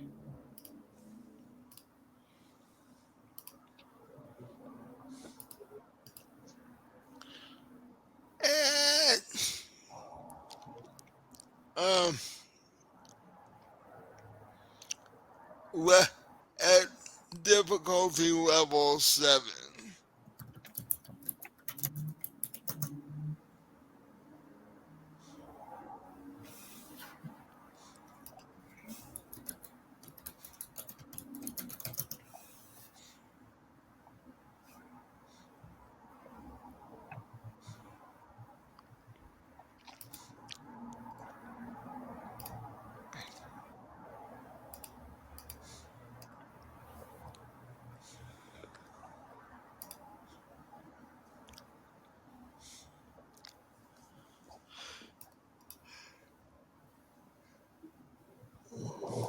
And it's D10s, right? Yep.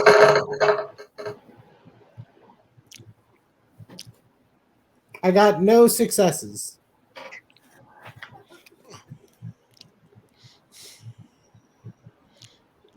You're not sure what the big black van in the parking lot is for,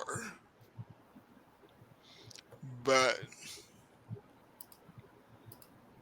I was just checking to see if you'd ever seen a quote cleanup van before.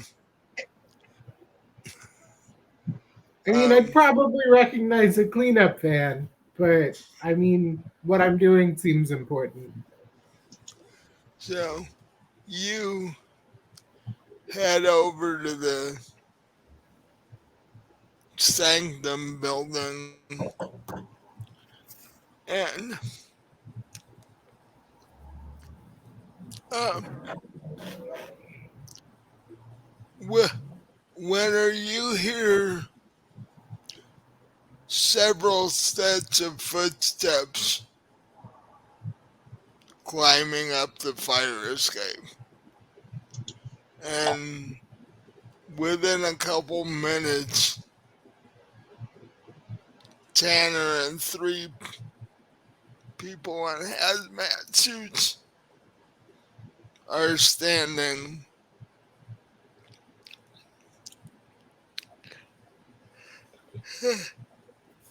in the doorway of the RIP section. And Tanner says, these are the guys that um, will take away the body there.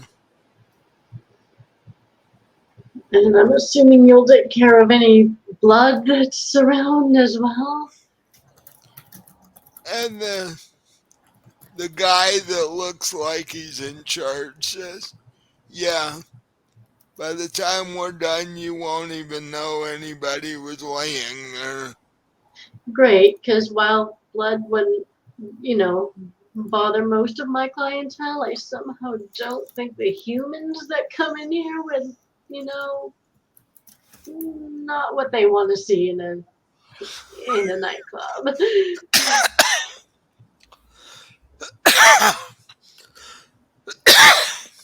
Although Dex is like, oh, you just tell them you're adding more decoration to the place.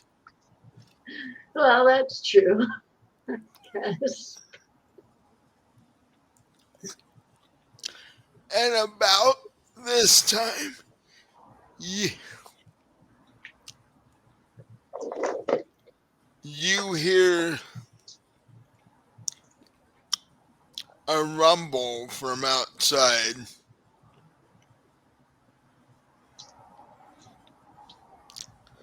And Tanner's like, oh, that's going to take care of the other problem. You mean And our friends across the street?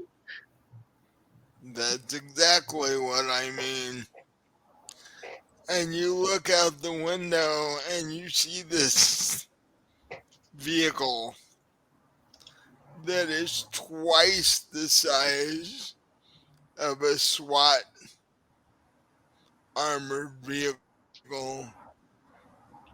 And it has what looks like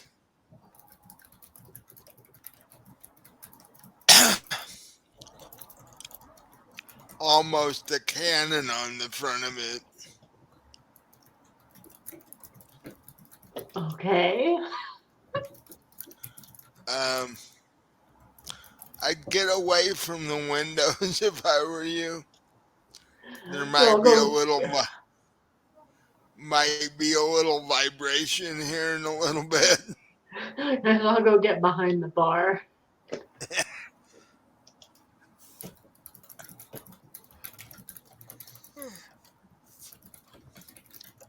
It's one of our new experiments.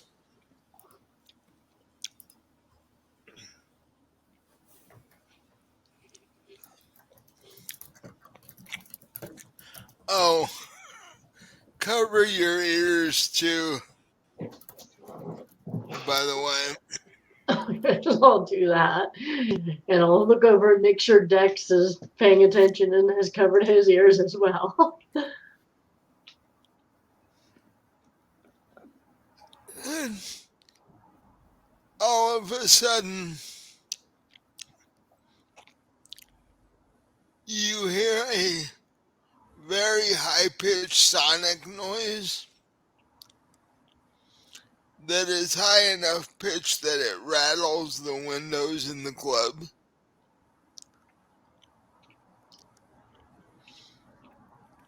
And you see a stream of, you know, that color that's so black it's almost got a bluish sheen to it? Yeah. That's the color of energy you see come out of this thing that looks like a cannon on the front of this. And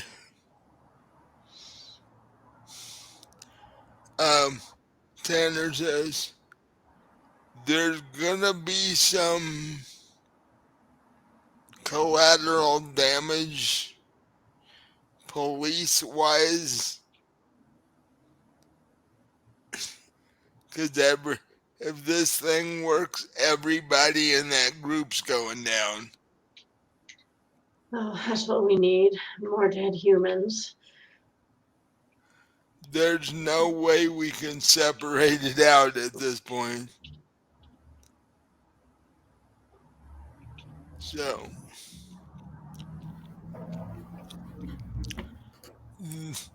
the bolt of energy comes out of the gun and en masse you see everybody just drop.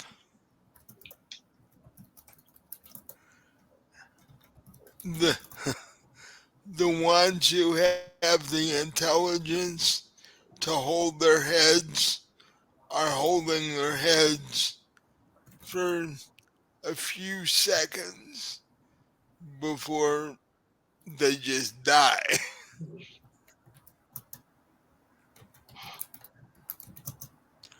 Um, as I understand it, the bolt of energy causes an instant brain hemorrhage. Um, it's not pretty, but it works on everything. including the Stryx. Yeah, everything. Everything that's got a brain. Uh, and now you see about 20 to 30 beings ooh, laying in a dog pile, for lack of a better term, across the street, and nothing is moving. Well, I guess it's a good thing we already have the cleanup crew here. Yeah, yeah. The the head of the cleanup crew sees this. Goes, you know you owe us overtime for this one, right? Of And course. Tanner, like it's already been arranged. Don't worry about it.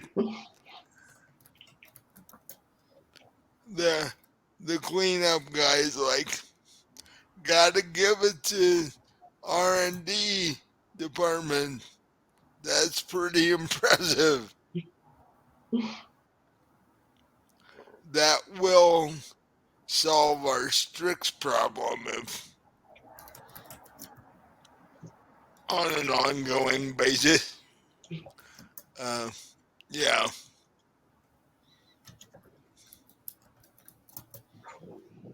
So actually, you could probably open tomorrow night once the cleanup crew gets done.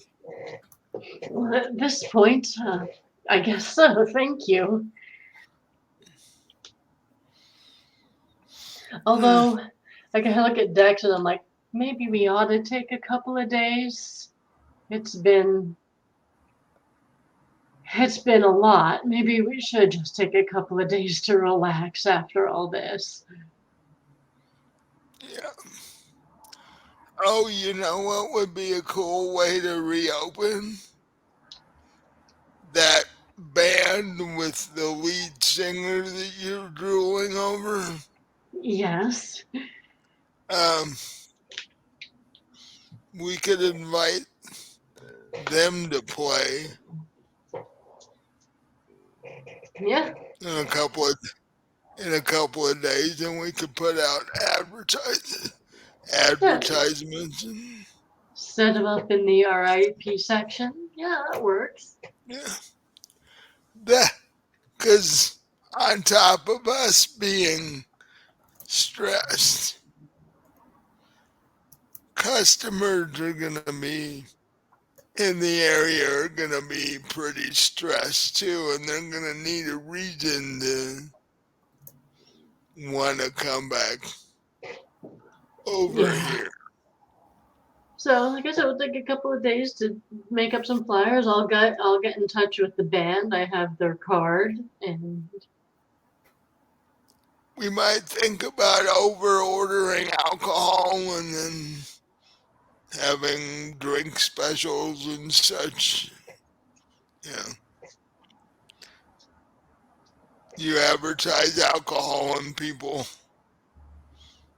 do sort of forget why they're not drinking. So,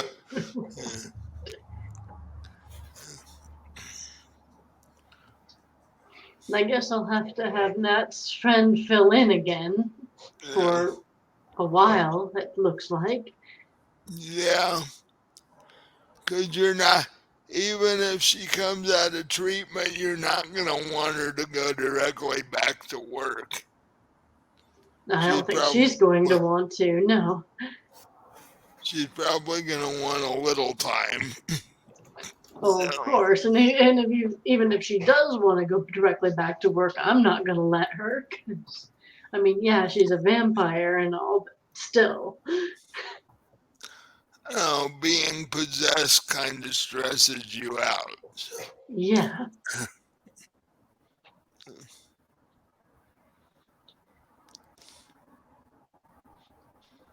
So with that, Tanner basically says, well, I got to head back to the office now.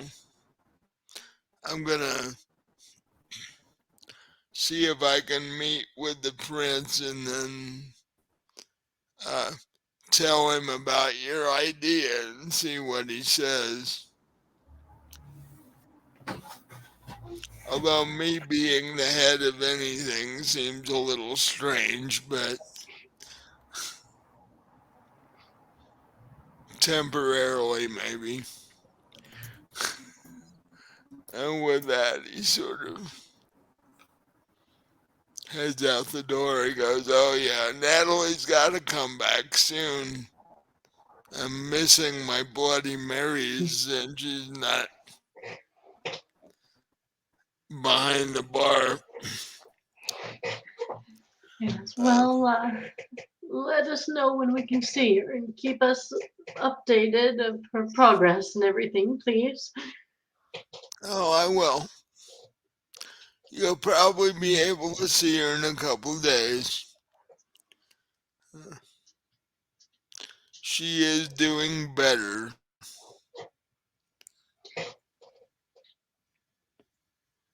Good. Where Hmm. Patrick disappeared.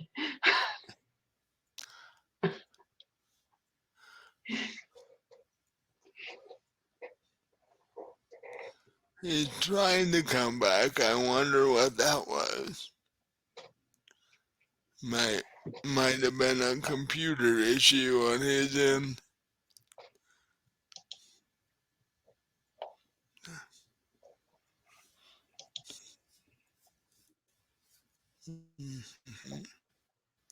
So,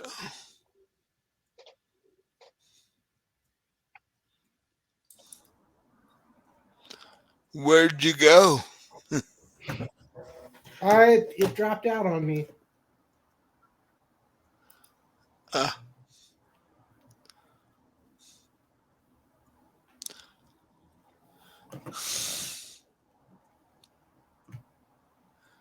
so, um, after Tanner leaves and the cleanup crew gets started, you guys start working on the flyers for the band and the ordering extra alcohol for this. Right, I'll do I'll go behind the bar and do an inventory of what we have and start making out an order. And while that's going on, uh, James finally gets over to the parking lot of the Sanctum building, only to find it teeming with people.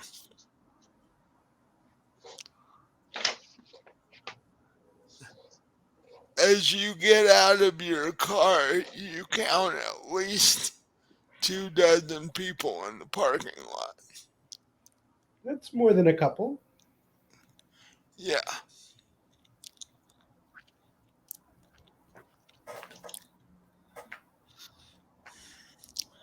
And um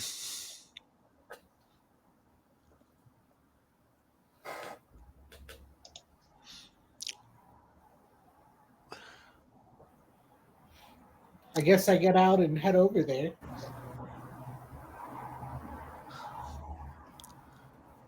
one of them one of the people in the parking lot stops you and goes, "Do you know what in the world happened a couple of days No, ago?"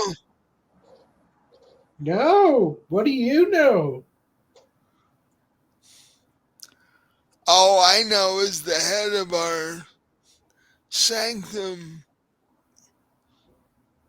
died, plus the guy trying to take over was killed too, and now we have nobody to tell us what to do or where to go, and nobody's giving us any information. And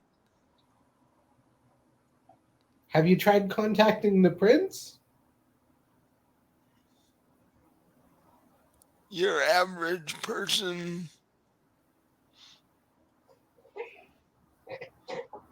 doesn't really have a way to contact the prince. Smoke signals, I guess. What are you here for? I got a cryptic text message. Said to show up and bring explosives. Explosives, okay.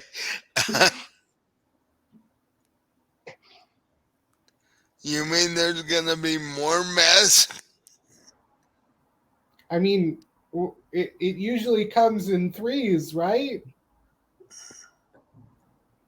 Uh,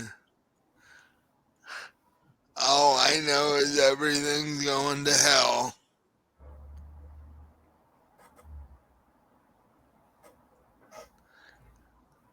It's time to find a nice county to lay low.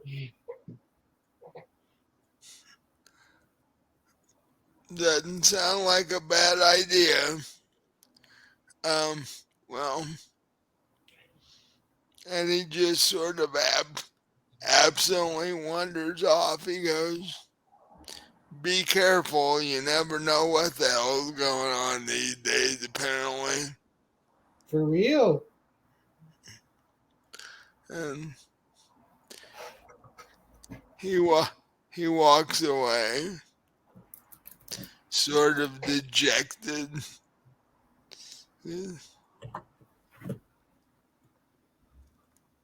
So what do you do?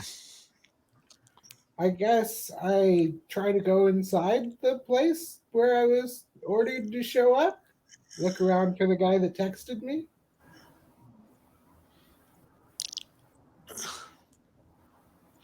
Oh, he didn't say he'd be there. He just said there were documents there that he he could use that he wanted you to get. Oh, I needed to go steal documents. My bad. Yeah. Well, I guess I try to go inside.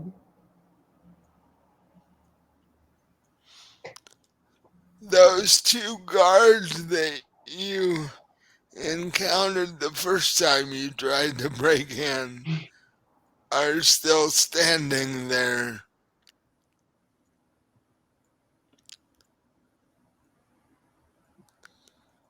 But as you attempt to uh, walk in past, they don't do anything. They just it's like,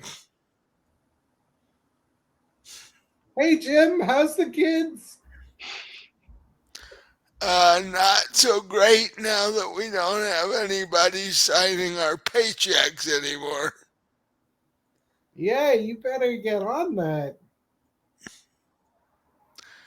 Uh, Believe me, I'm looking for a new job.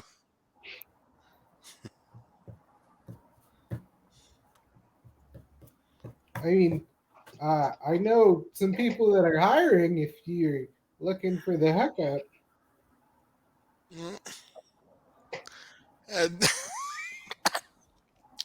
at this point, I'll check into anything. Here, let me give you my card. Okay. He takes it, he reads it, and goes, "You're a private detective?" I dabble. I dabble.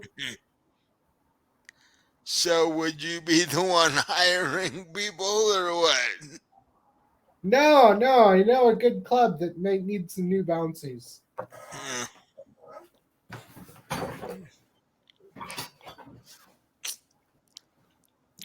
well, hopefully they pay better than this place did. Probably not, but they do pay. Yeah, churches are stingy. Yeah, and and you walk past them, and then you realize your client never told you what you were looking for. Well, I figured I'd just steal all the documents. Well, That stuff will fit on a thumb drive these days. with as big as the Sanctum is, you better have a super-sized thumb drive fit all the documents on.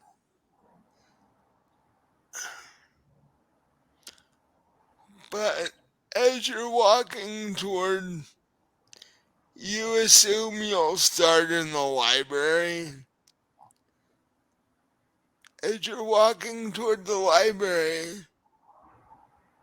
you get you get this odd feeling in the back of your neck because there are bunches of people outside. They're the two guards at the door.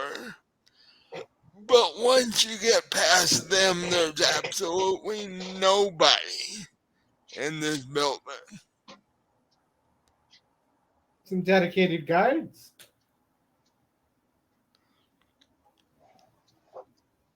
And um, give me a wits and intelligence roll. Okay.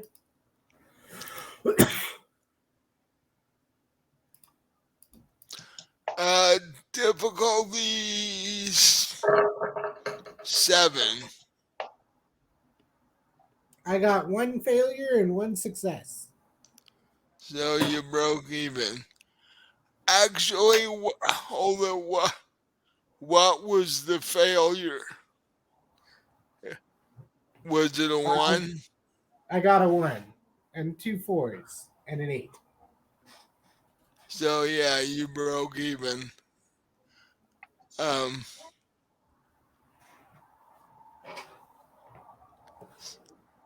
so even though the seems empty, it doesn't seem odd to you. You just keep heading toward the library. And I don't know my way around, so I kind of just open every door and peek my head in. And every door you peek into, there's absolutely nobody there. Huh, This place, this doesn't seem unusual at all. this pla this place is almost tomb-like. Um, I start taking pictures of each room. you finally get to a pair of large wooden doors.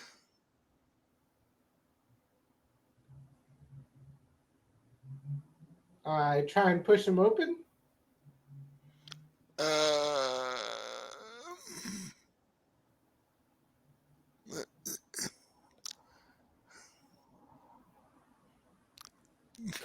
um, give me an athletics roll to see if you're strong enough to push them open.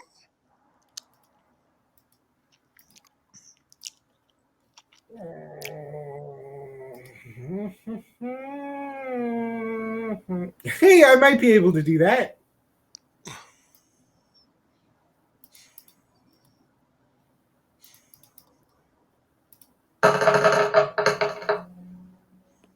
I got one success and no failures, provided a 9 is a success. Yeah.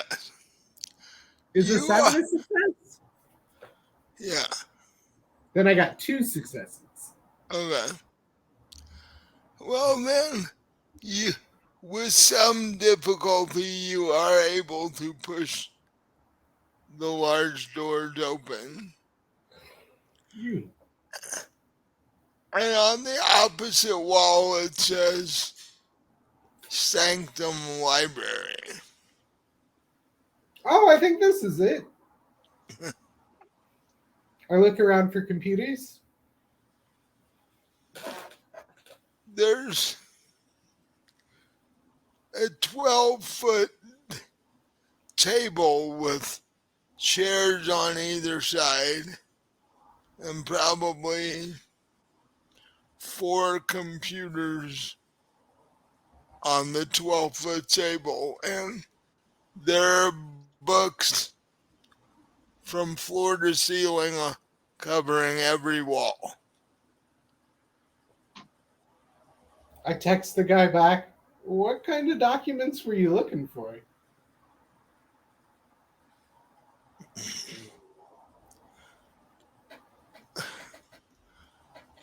I have had word from one of my street associates that before the prince was the prince, his family had some shady doings with the Sanctum, and everything the Sanctum does is documented. Do they follow a Dewey Decimal System or What? how do I find the documents? I'm in their library. There's no one around. What? You say there's no one around? Yeah, they were all locked outside or something. I just kind of walked in. This is getting weirder by the minute. Um, look for business contracts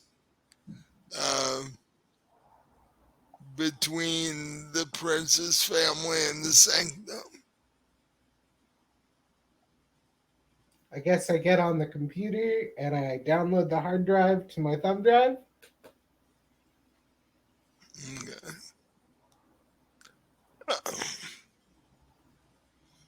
You find out though it only goes back to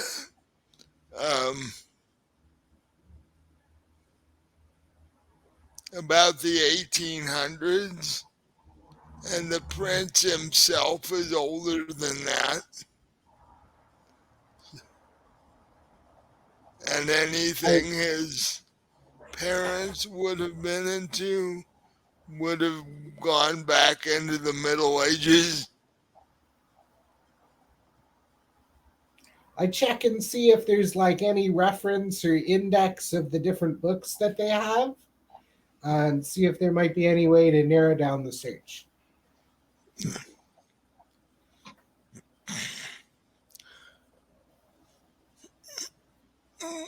Basically, what you're able to find is that there is a history of the Sanctum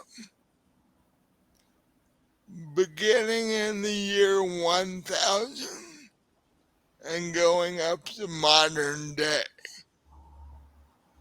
It is, however, half a dozen volumes.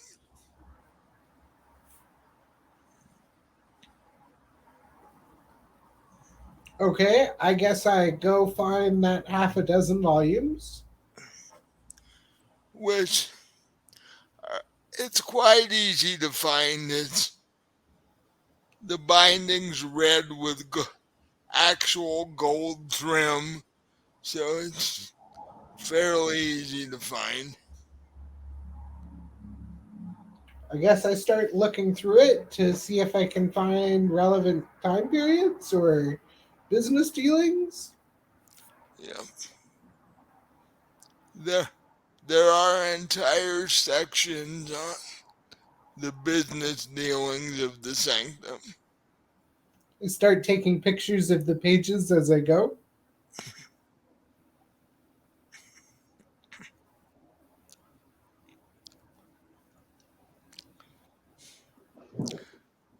And as you're just about done with the last volume, you start hearing footsteps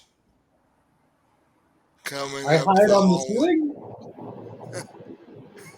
Okay.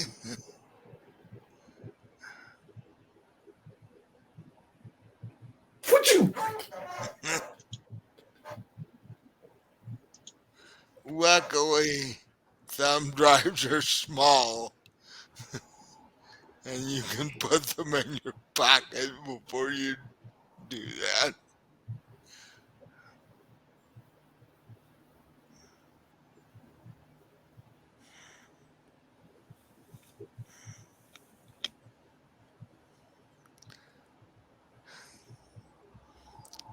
The doors to the library open, and this uh, ma- man in green robes and sandals walks in. And now you understand. Or actually, I don't think you've ever dealt with one of the seven before. Give me an occult roll. Do you have That's any? not a thing that I do. No. And this man in green robes and sandals looks up at you from beneath you. I kind of wave.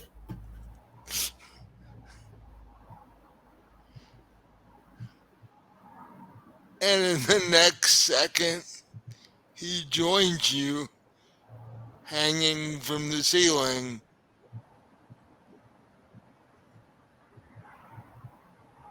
Well, hey there. Hello, what are you doing here? Such a nice view from up here. Like, you can see out the window across the whole town.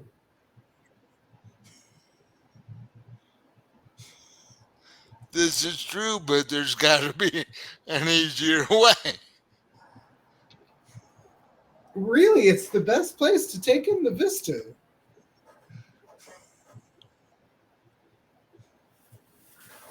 Hmm, so disappointing. I mean, I also wanted to copy their records before you, like, torch the place or something. Like, we got to keep records for posterity. Oh, the building's not the issue. The building's fine. Yeah, they always say a church is more than just the building, it's the people inside. Well, I've had a very productive afternoon. There aren't any people inside. I did notice that. I thought I got them all. I'm not affiliated. Uh, you are, however, a vampire. I can smell you.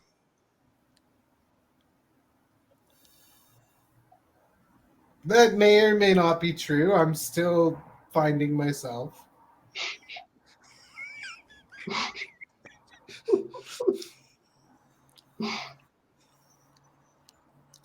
I will give you an option.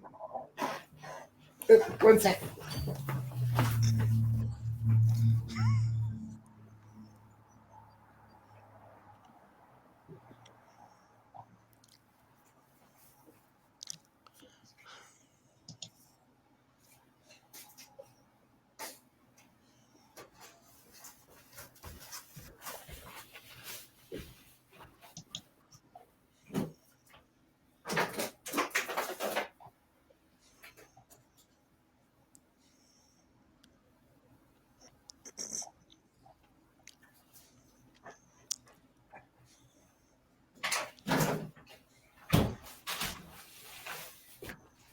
What kind of option?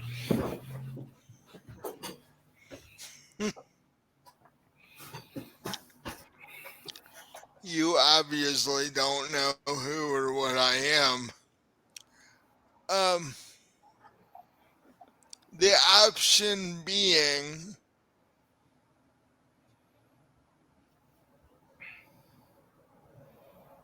you can leave now, Bye. or I kill you. I hit about Mach 1 going out the door.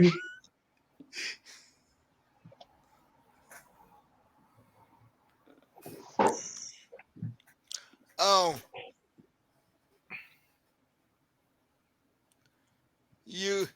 you run out of the building and get to your car.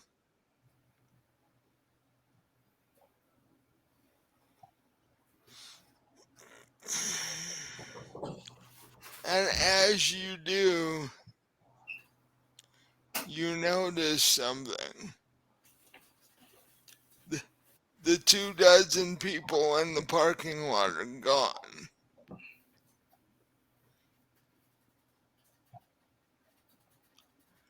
The only two that are still there are the two guards.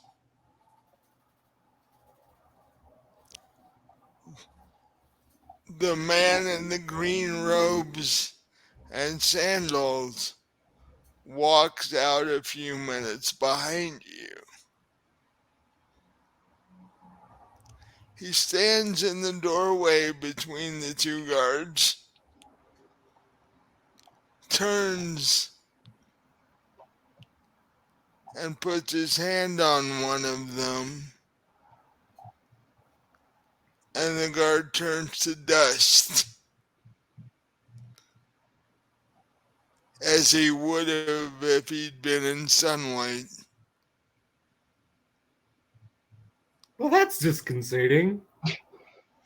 And then he turns to the other one, and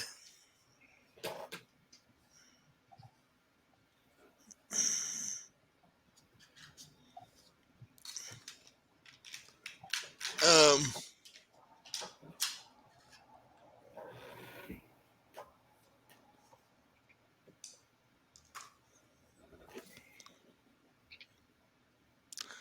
and he tries to get up and run, but the man in the green robes grabs him by the hair, and he turns to dust.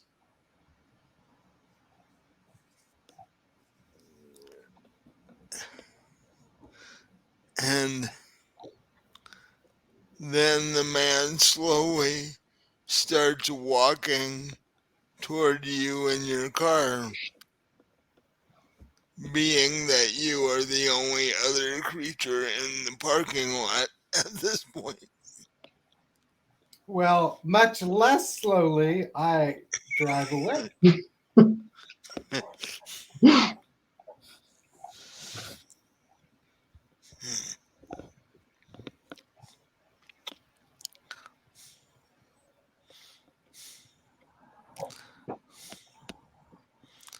So, what do you do now? Do you head back to the office? Do you attempt to call your client, or Yeah, I guess I call my client. does this better be good? I was in the middle of a meeting. You wanted to know when I had the information. And there's a guy turning people to dust at the place that you sent me. So I thought you might want to know that too. Let me guess. He was in green robes and sandals. No, it was someone else turning people to dust. Yes, of course he was. I take Uh, it you already knew about this danger and sent me there anyways? those are a group called the Seven. They are anti-vampire vampires.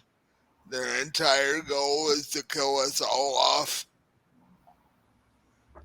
Um, I didn't know they were hanging around the Sanctum, however.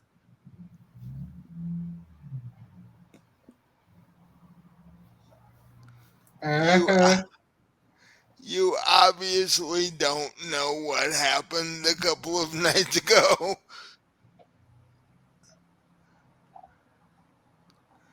Um,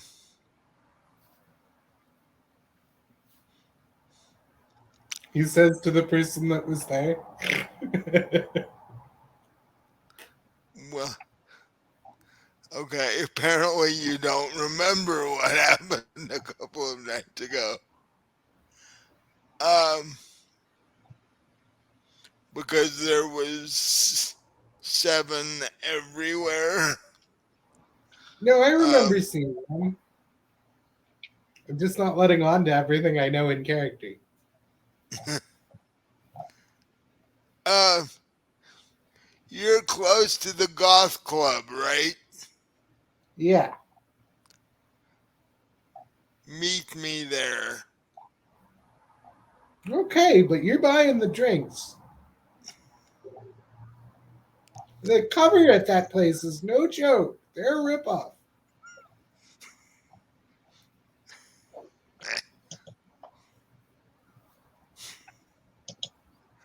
Uh, as I recall, you have 4 digits. You know they put the gratuity right on the receipt? Can't stand places like that. It's the principle of it.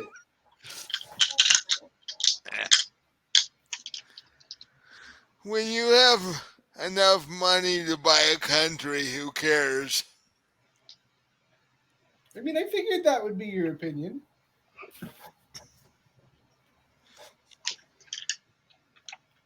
But I only have enough money to buy a small country, so I have enough money to buy several.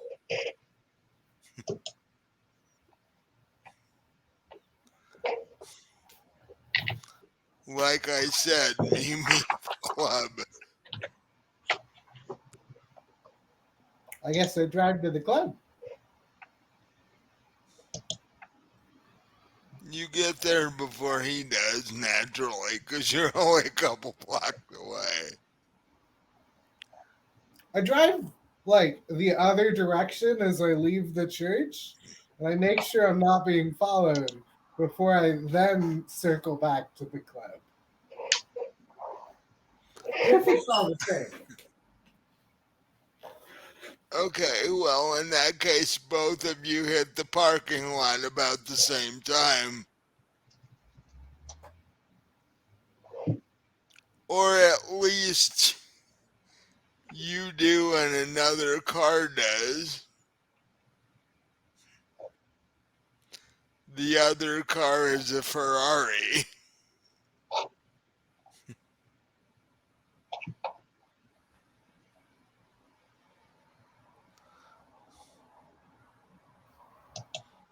Yeah, they might have a nice car, but I have a car you can't even buy anymore. Uh, As it you put, backfires, going over the bump into the parking yeah, lot. yeah. Yeah. Um, he gets out of the car.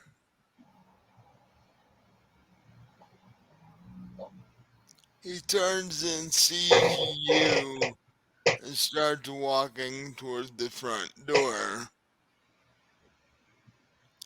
He sees the yellow crime scene tape on the door. He's like, well, this is annoying. I didn't know this happened. And that vehicle that took out the crowd across the road is still sitting there.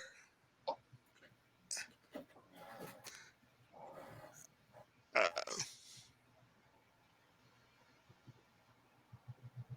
he The says, vehicle took out the crowd, like ran them over.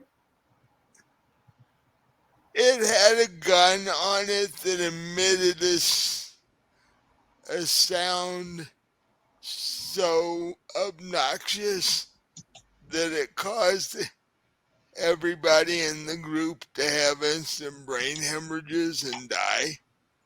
Ah, the brown noise.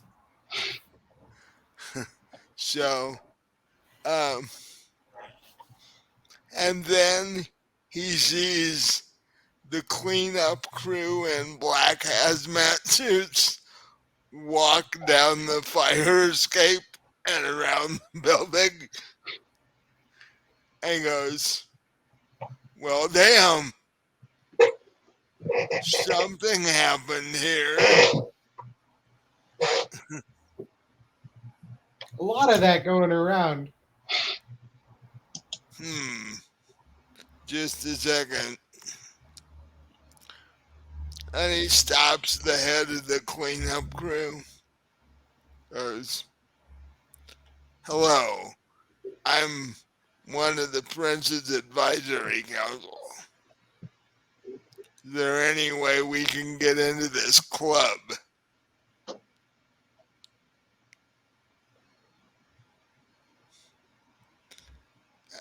And the head of the cleanup crew is like, look, we just had to take a body out of there. Whether it's not open for business, but you can ask the owner if they're willing to serve you. It should be clear.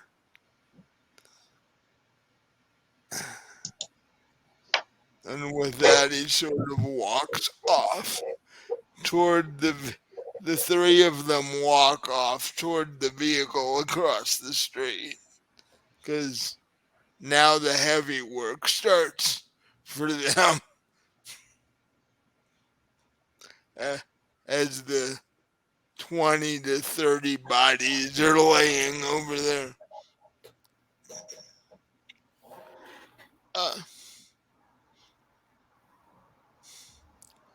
He walks up to the fire escape, says, hello, can I talk to the owner, please? So I'll go over. I'm like, yes, I'm the owner. I'm one of the Prince's advisors.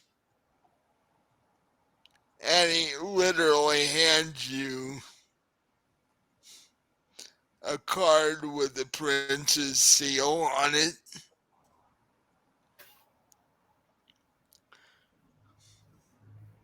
I can't really tell you my name, but I was wondering if this gentleman and I could have a couple of drinks because we have things to discuss. Well, we are closed right now, but I suppose I could let you up into the RIP section. There's a separate bar up there. Don't have a bartender right now, but I guess I could do my best. That's fine. We'll keep the drinks simple.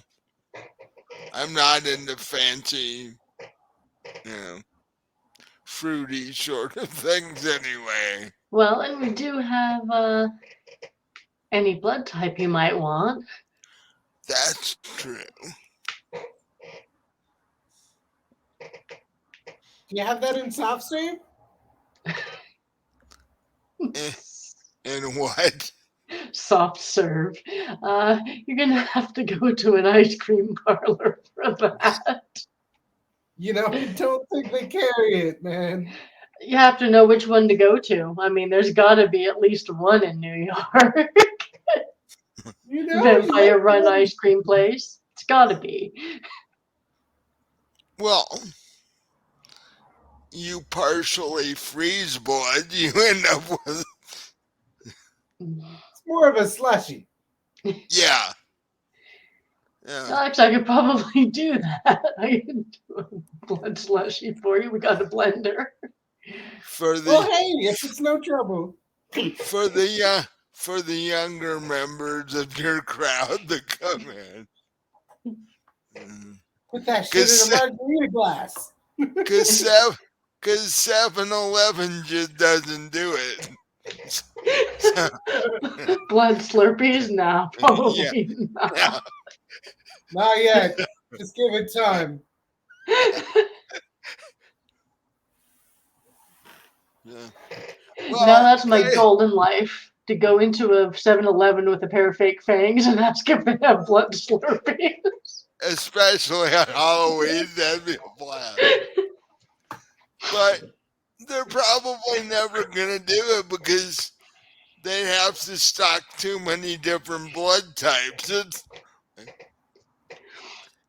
Because you guys are only red and blue. You guys are picky about your blood types. Oh, actually, have the red blood, the blue blood. Actually, they could just stock O negative because everybody could do that. Have an O negative Slurpee is like that would work. So the two of you sit down at a table.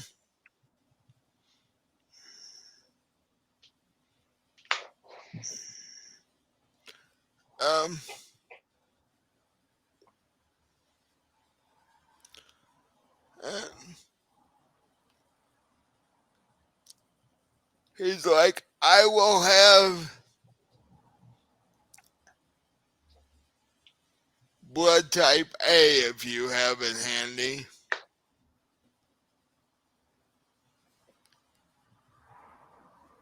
Sure. Just the blood, or you want a drink? Or... Just the blood. All right, I can get that for you. Actually, maybe a little ice. No problem.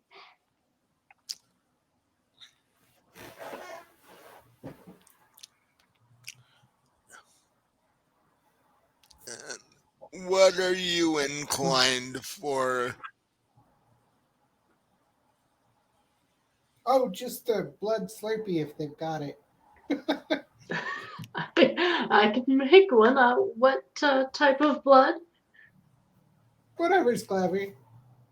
All right. Would you like any alcohol in that, or? No, not today. Thanks, though.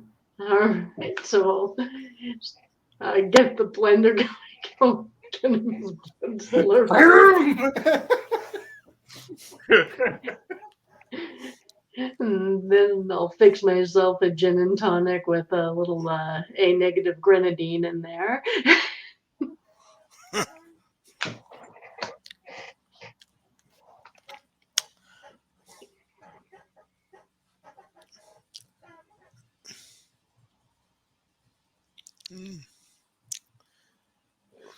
He said to you, we will conduct our business once we have our drinks. Sure. Interesting place.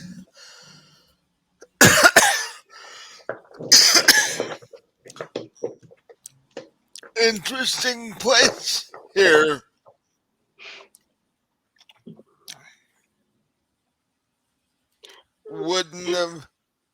Wouldn't have thought there'd be a club like this in this neighborhood. You know, they're always putting them where you won't expect.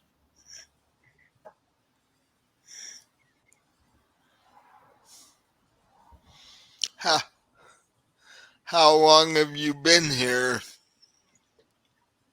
A little less than a year, actually. The club's been here about 10.5 months now.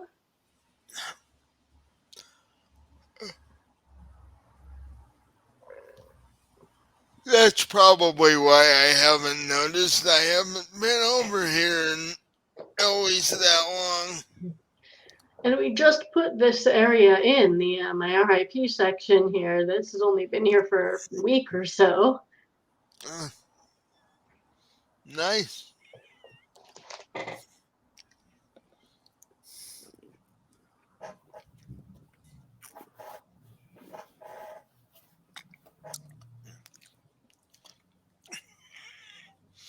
And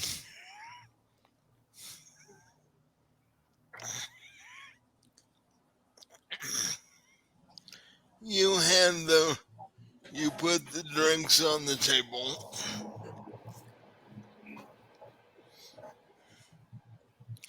Um,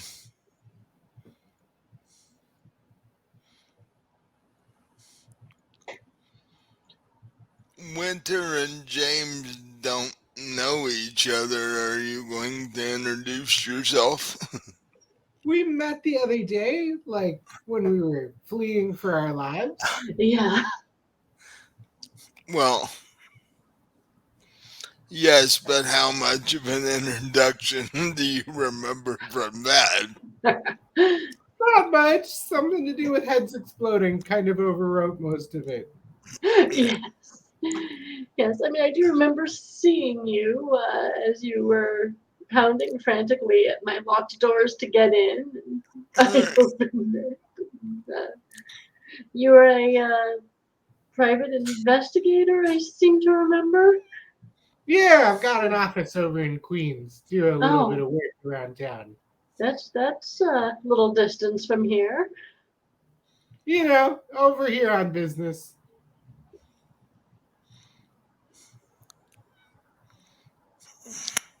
But definitely love the place. Such an ambience. Yes, it's a niche, but kind of hiding in plain sight is my thing when it comes to dealing with the humans. They think it's all, like you said, ambiance and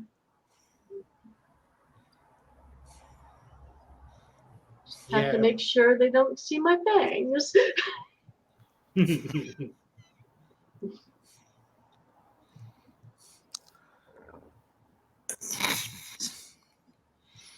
And James looks around and sees a sign over what used to be the bathroom that now says feeding area.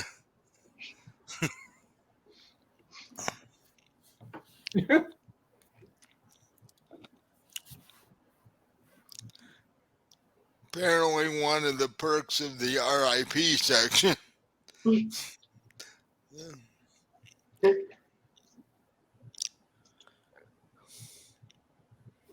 Strictly bring your own donor.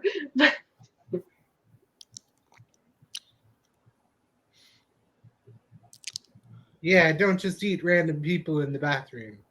You don't know where they've been. And they're currently in the bathroom.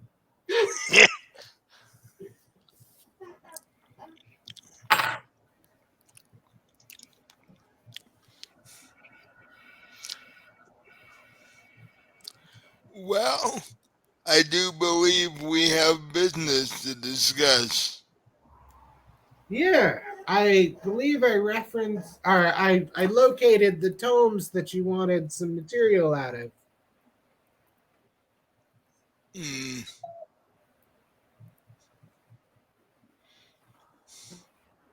And I guess I start showing him the pictures. Well,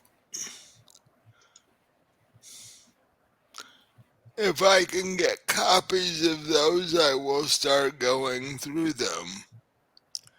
Um,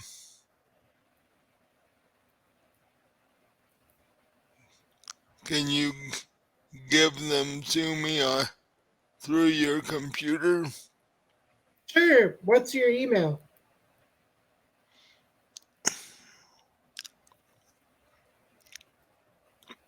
And he gives you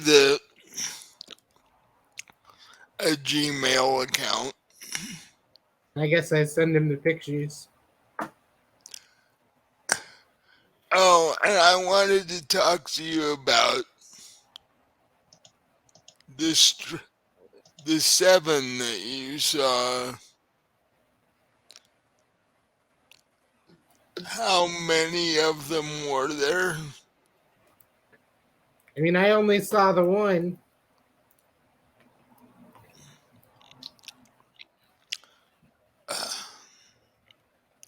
Sounds like it was on a bit of a rampage. Well, I could see it. They're taking this as an opportunity.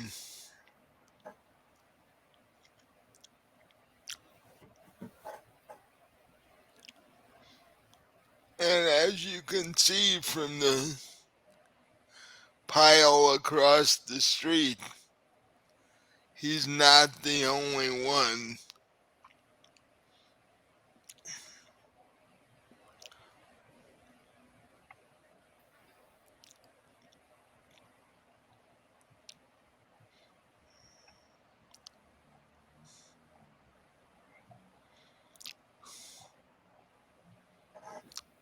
Oh, by the way,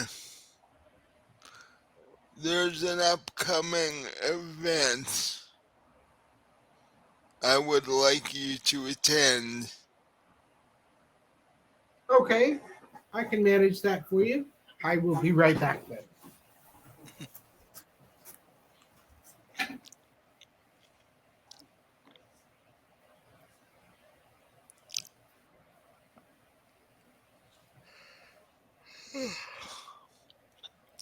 So, um, I do believe I saw you at the prince's birthday party. Me? Yes, I was there. How do you know the prince? I was introduced to him by the Invictus rep, Tanner. Ah, okay.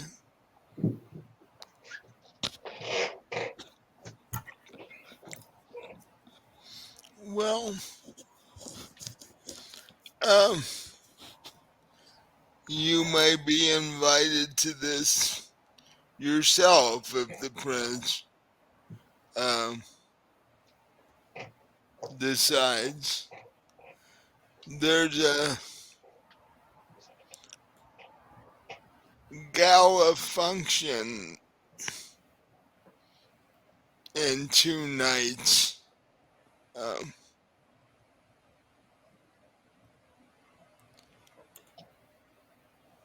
it's a fundraising thing that the prince puts on every year. Um, it's an art auction. Oh,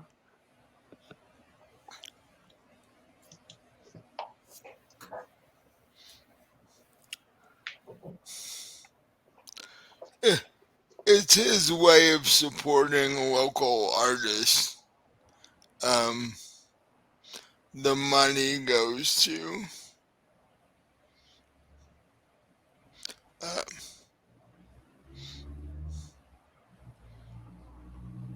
Actually, last year I went to homeless shelters. I don't know what he's planning to give it to this year. He hasn't said. Um, but James, I want you there to meet s- some of my associates. They All may right. be they may be helpful in what you're doing for me.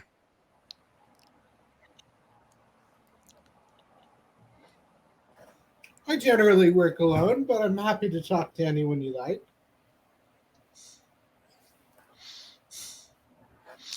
You should have the finances to rent a tuxedo for the evening. I own a tuxedo, of course. Who You doesn't? actually most people don't. That's why they rent them. No, they don't have the good fortune to be vampires. True. And you get yourself stuck in these kind of events all the time, whether you want to or not. Yeah. It's in my trunk. I'll go get changed. uh, you've got a couple days to work on that. So, but I have to get back to the uh, Prince now, where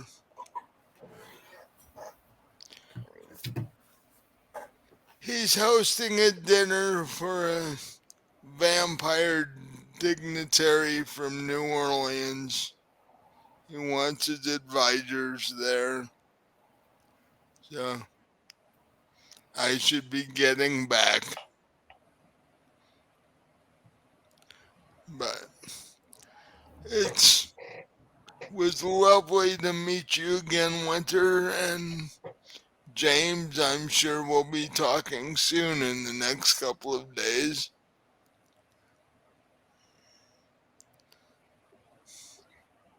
You're welcome to stop by anytime when we're open again. If I'm ever in the neighborhood. Um, if the prince decides to invite you, I will see you at the art auction. Yes. And with that, he stands and walks out the back door onto the fire escape.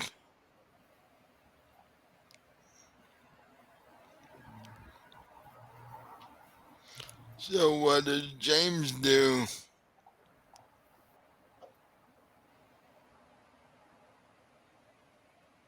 Mm, well, I guess I finished my drink.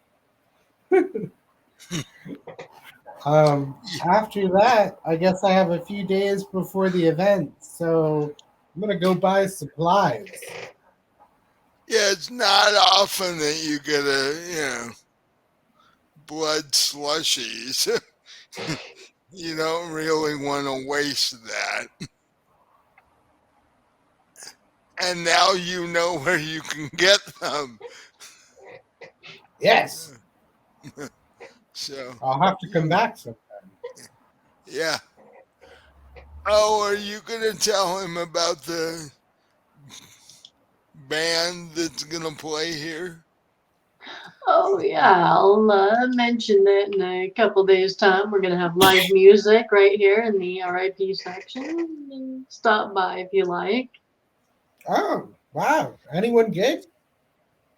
They were playing at the Prince's party, actually. They're good. And the lead singer is really cute. Can't beat that.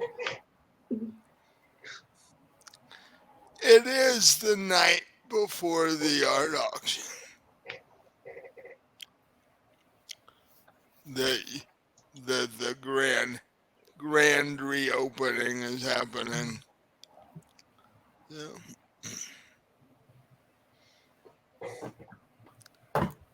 So with that, James finishes his slushy and heads back out to the car. By now, the vehicle from across the street is gone.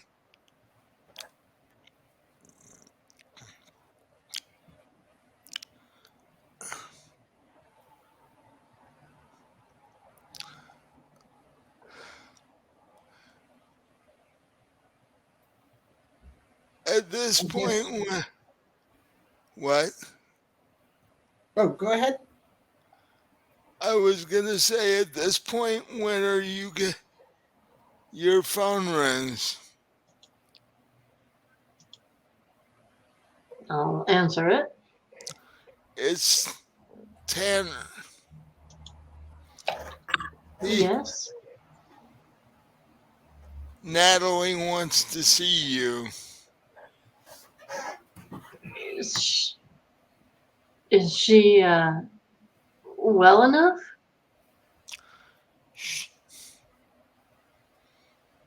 Well, given her distressed state and the fact that she said she has something she has to tell you.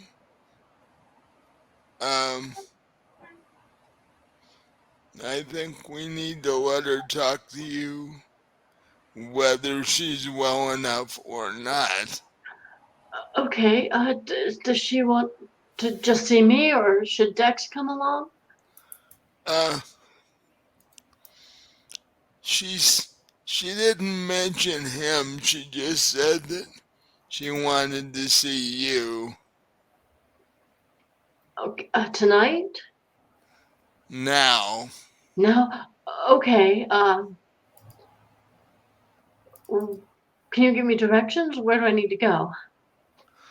uh, I don't want to say them over the phone. I'll text them to you. Okay, no problem. I'll let Dex know that he ought to head home then, and I'll be right over. Or I'll drop him off at home. We've only got the one car. Okay.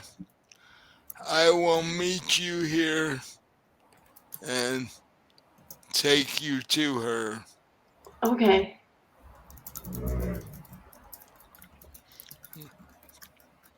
And he hangs up.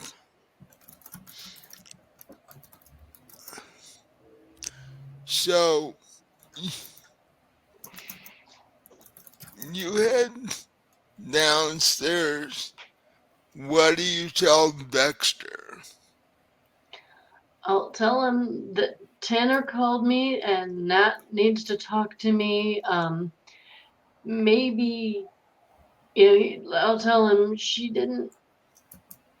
only said she needed to talk to me, and I don't think both of us ought to go because it might be too stressful at this point. So I'll take you home. I'll let you know what's going on when I get back. Okay.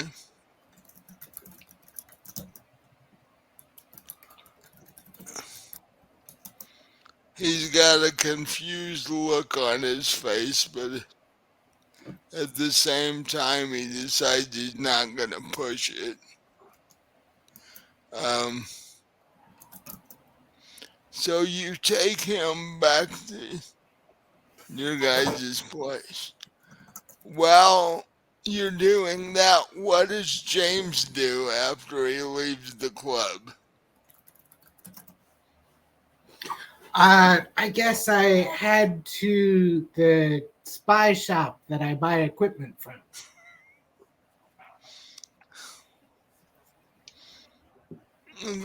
Well, so you do that for a bit.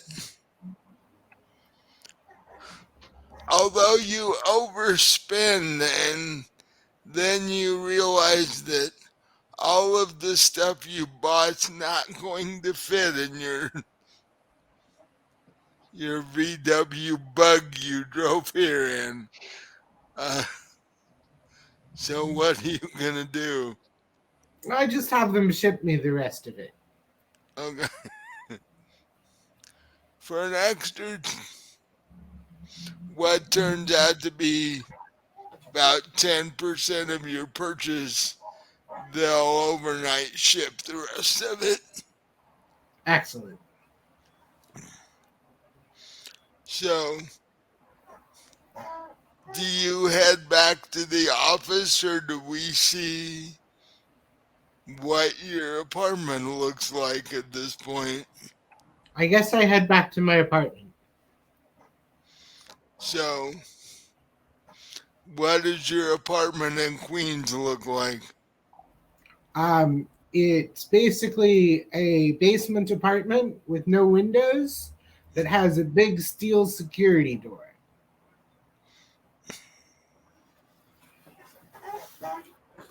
Like Are as you? you do when you're a vampire in Queens.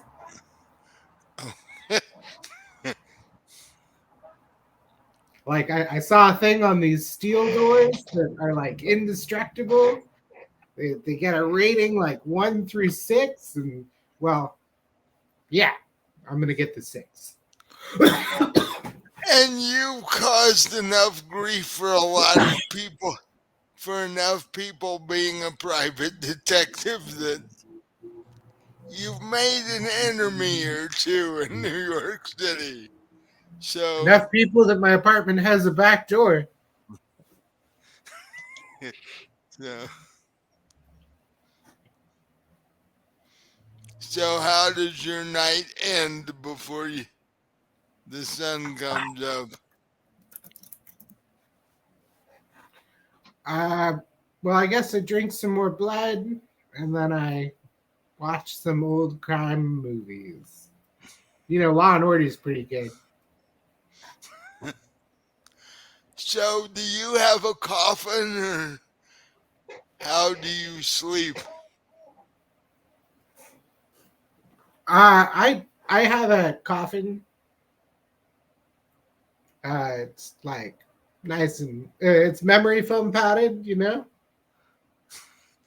Is your place a one bedroom, I guess, or what? it's pretty small, but it does have a second room that I use as like a workshop. So it's a 2 bedroom. So, you, you end up falling asleep on the sofa watching old crime movies, but being that there's no windows in the place, waking up at just before sunrise doesn't affect you, and you head into your coffin. Um, De- Dexter or Tanner text you the instructions.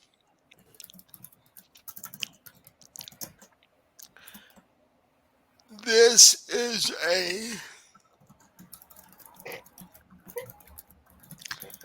very, it's actually in the West Village.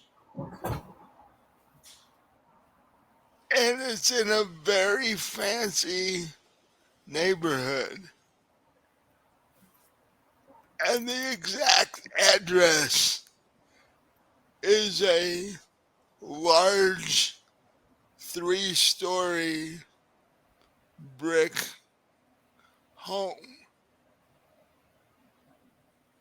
that just by looking at it, you could tell that you could never afford this place.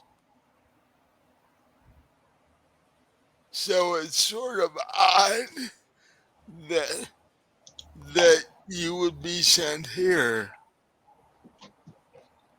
But as you pull into the circle driveway Tanner is in fact standing on the porch.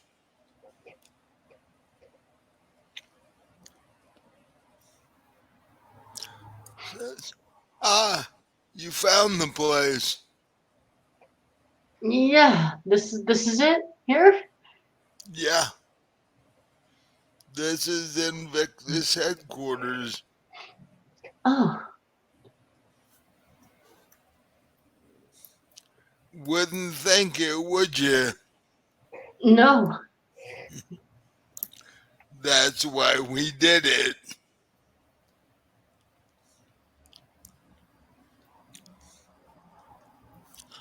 Our interrogation slash treatment room, um, treatment section is on the third floor. Uh, and he takes your hand and opens the door. The two of you walk in. And instead of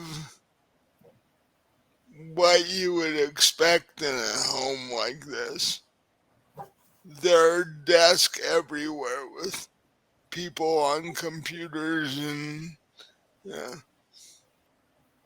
you assume that they're all vampires. Uh, you see vampires of every race, uh, but they're all doing something.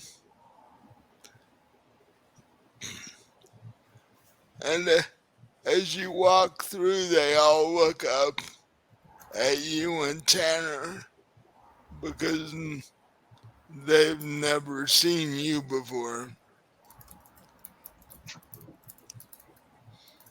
And he leads you over to an elevator,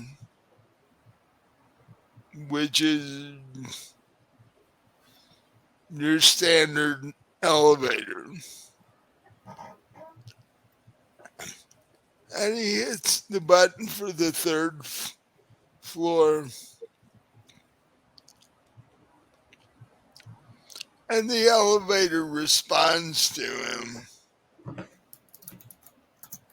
It's like, which section of the third floor would you like to go to, sir?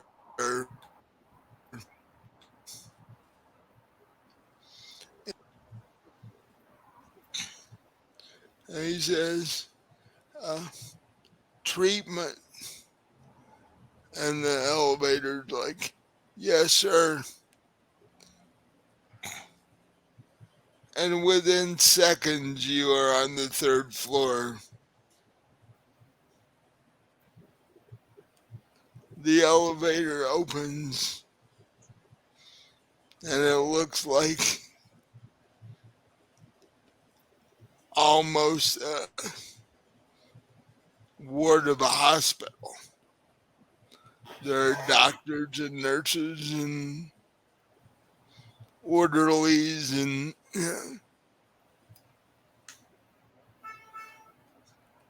it seems to be bigger than you would think it is.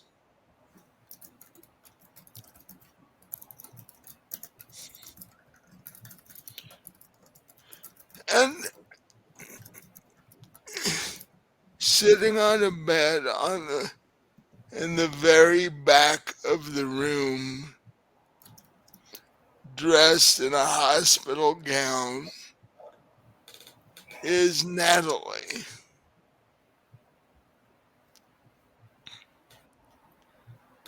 And she looks straight at you when you walk in.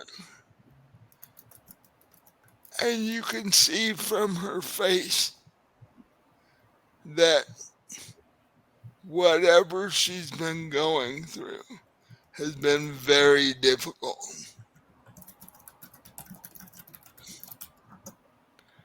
she almost looks older than she was a week ago. And it's only been a week. And vampires don't age, so that's saying a lot. Yeah. And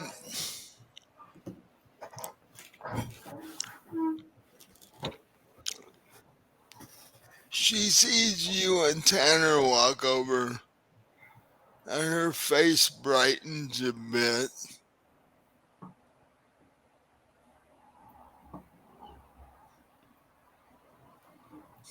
Hey guys, I gotta get to bed.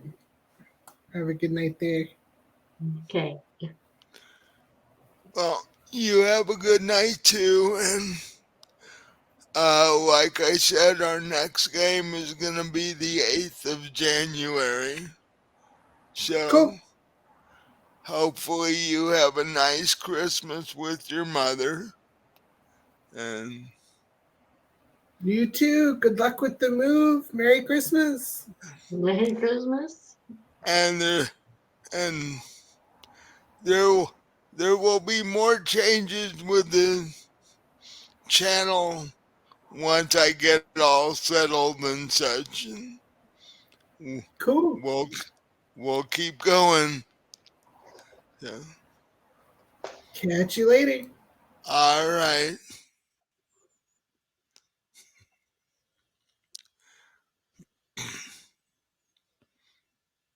These young people, they crash so early these days. It's all because of jobs. Weird. But her smile fades fairly quickly. And she gets up and walks over to you and gives you the tightest hug she is physically capable of giving you. I just hold her and I'm like, how are you doing, Nat? Are you okay? Uh, I'm not sure. I've seen things I don't understand.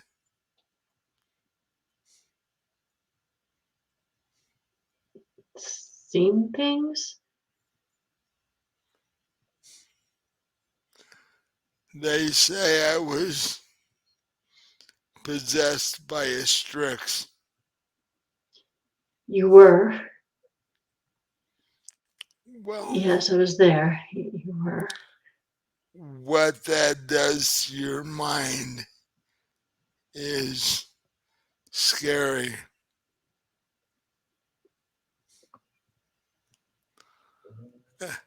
And like I said, I've seen things I don't understand. Like what? Um,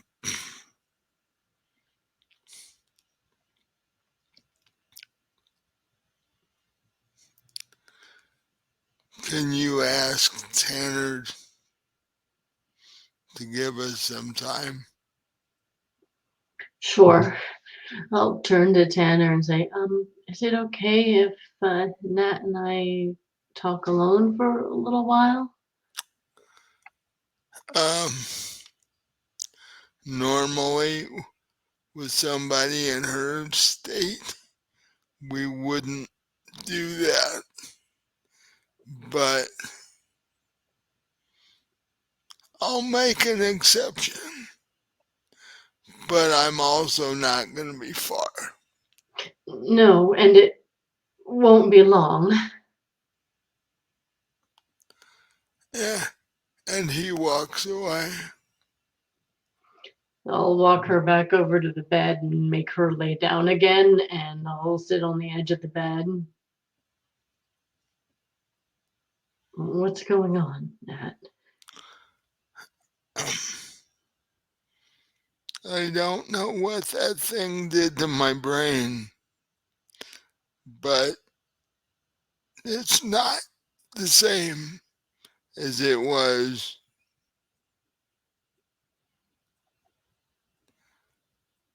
In what way? Well, I'm hearing things and seeing things that I'm not sure I should be.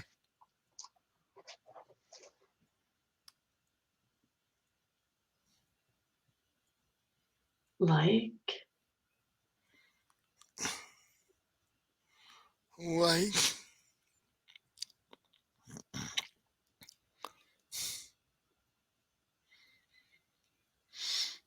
I keep hearing voices telling me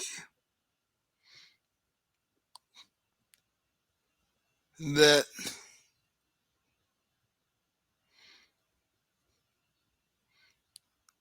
the prince is in danger,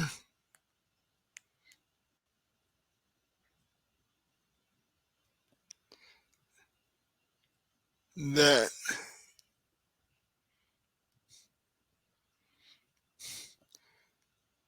what happened a couple of days ago, 3 nights ago now, is only the beginning.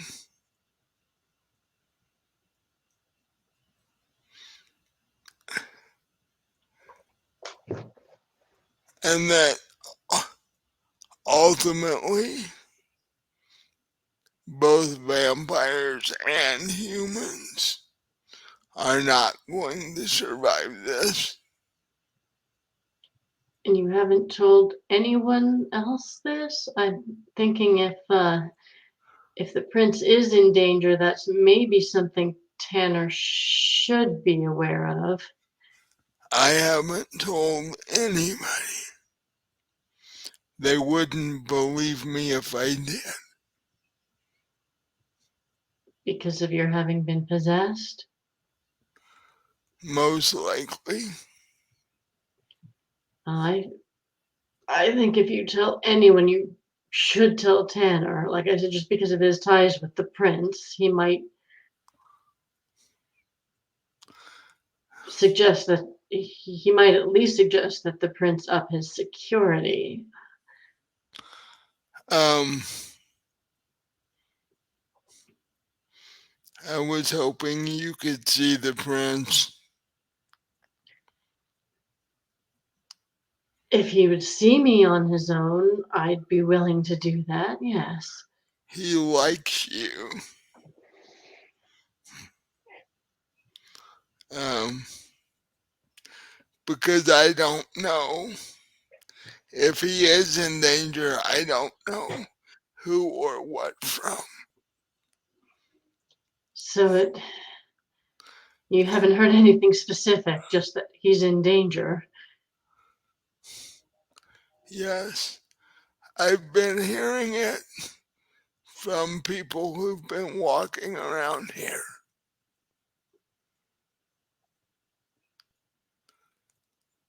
Just normal nurses and orderlies and regular conversation.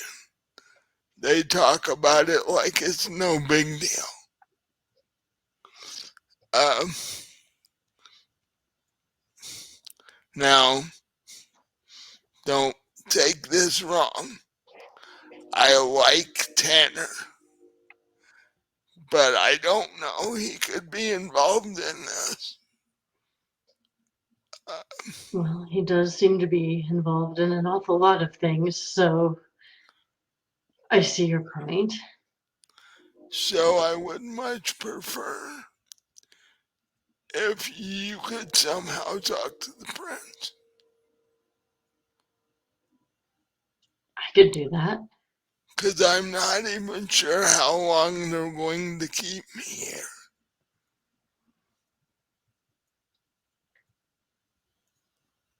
Uh, yes, I can do that. It's getting How close is it to sunrise at this point?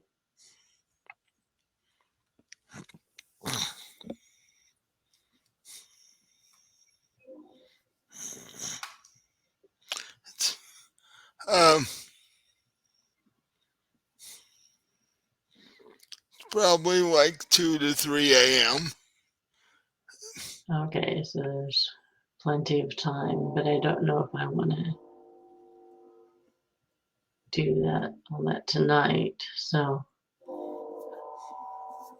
I'll think about how I'm going to get in contact with him and everything, and I'll try to get in touch with him tomorrow night. Taking a couple days off from the club. There's been some stuff since you've been in here. Oh, believe me, I've heard rumors and such. Employees gossip about a lot of things. But yes, I'll go see him, or I'll try to talk to him tomorrow night, even if I have to drive up to his place and knock on the door. Okay. And what about Dex? Do you want me to tell him any of this, or no? Not just yet. I want, you know, I want you to,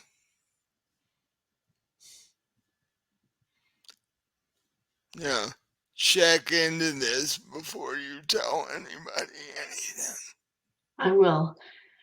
I'll tell him you're doing a little better, though. He's as worried about you as I am. Of course. Um,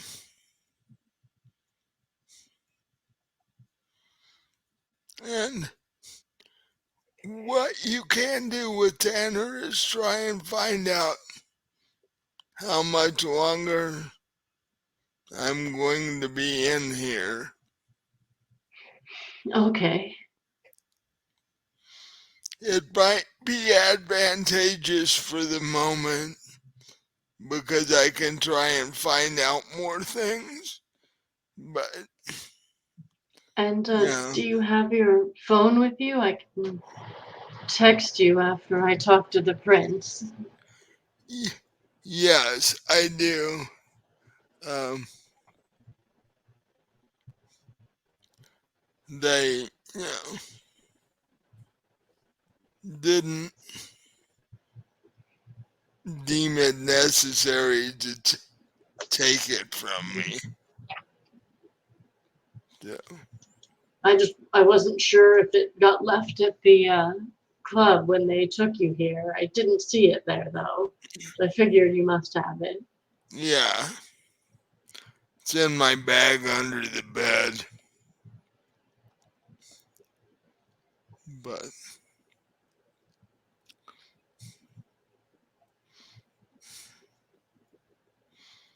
I should, it's getting closer to daylight. I should probably try to sleep. Yeah, so I'll let you rest. I'll ask Tanner how long you might be in here, and yes, I'll get back to Dex. Yeah, because you guys need to crash yourselves. Yes, it's been another one of those long days, nights. Yeah.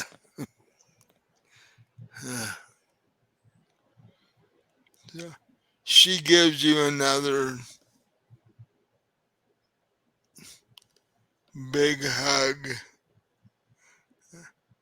and kisses you and says, hopefully I will talk to you tomorrow. I'll, I'll let you know what's going on. Okay. And like I said, bug Tanner about getting me out of here. I will. And with that, she closes her eyes. And you realize a phenomenon that most people wouldn't think of. Vampires don't snore Well, if because they don't breathe, they probably don't snore. they don't snore. And seeing her asleep and you getting up off the bed, Tanner walks back over, says, "How did that go?" It went all right. Actually, I was prepared for her to look worse, so it seems like she's doing a little better than I thought. I think she's getting kind of anxious about getting out of here. She wanted me to ask you how long it might be before she can come home. Um, hang on here and I'll go check with the doctor on duty whether they have anything in their chart about that.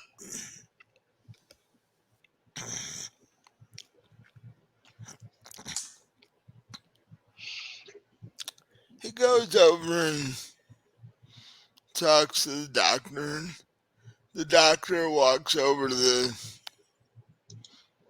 what would be a nurse's station like thing in a regular hospital and pulls her chart and says something to Tanner, and Tanner walks over. Um, According to her chart, they want to keep her another day, and then if everything's all right, you can come and get her. I don't think they want her driving right away, Oh, that makes sense. but yeah. So, what was so urgent that she needed to talk to you about? She, like I said, I think she was just anxious to get out of here, missing me. I think she probably told you she had something urgent to tell me just to get me here so she could see me. That's sort of what I got out of it. Mm, okay.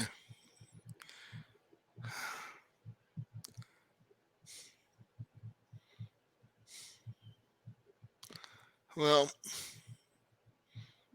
it's getting pretty close to sunrise. Yeah, it's like I told her, it's been another one of those long nights. I'm ready to go home. Crash. Yeah. And Dex will be wondering how she's doing, so I told him I'd fill him in. Yeah. She is doing a lot better. Um, and I think, as far as the vaccine goes, we have from her what we need. So I don't think they're going to run any more tests or anything. So, yeah. If she's doing as well tomorrow, I'll let you know and you can come pick her up the next day. Okay, that would be great. So, Thanks for taking care of her. well,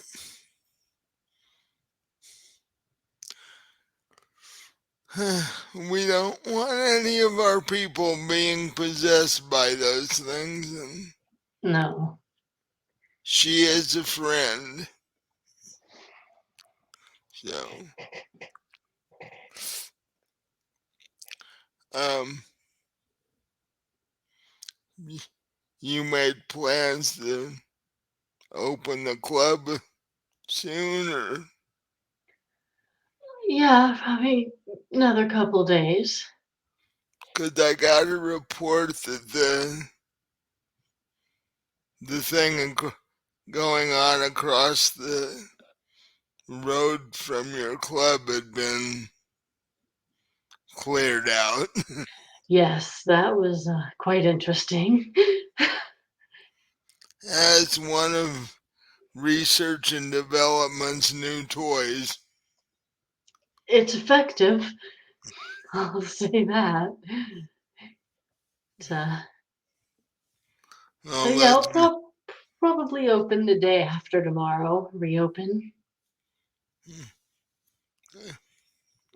I'm gonna have the group that played at the Prince's party there up in the Oh, RIP section. If you want to stop by. cool. Hmm. They were good. Maybe I will. Uh, See if your RIP bartender can make a Bloody Mary as good as Natalie does.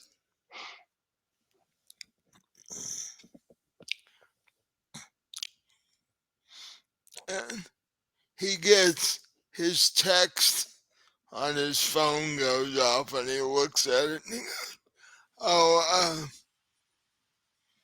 I've got to take this."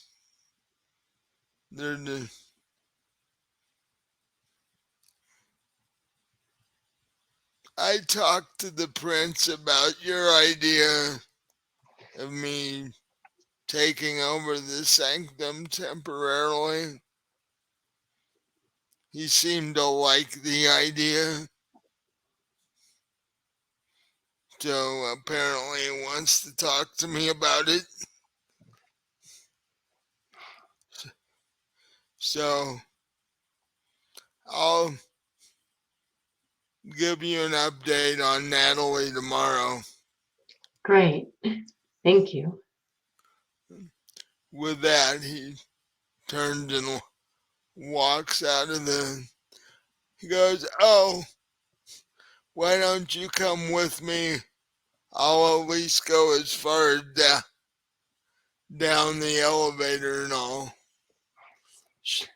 All right. Yeah, I'm not sure if I'd be able to find my way out of here on my own, so that's a Yeah, good idea. yeah, I just thought about that. I'll get you back to your car, and then so you guys head to the elevator. And you go down to the first floor, and he walks you past the same people that you saw coming in, and he walks you out to your car. Says, "I'll talk to you tomorrow. Have a safe trip home." Thank you. Oh, and don't tell anybody about this place. I won't. Um, to anybody other than Invictus members, this place doesn't exist. So, Okay, good to know. yeah. So, all right. And with that, he turns and walks back into the house. And you drive the 15 minutes to cross back into the East Village, and you head back to the group's house as her apartment, as it were now, because Dexter's almost permanently moved in.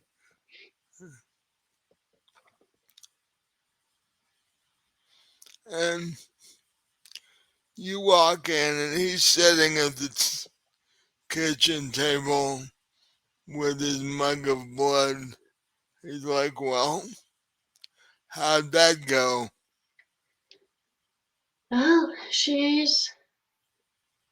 I don't want to say all right because she's not, but she did seem a little better than I was expecting, so there's that. I'm pretty sure she's ready to get the hell out of there. I'm sure it's like any hospital. After a while, you want to go home.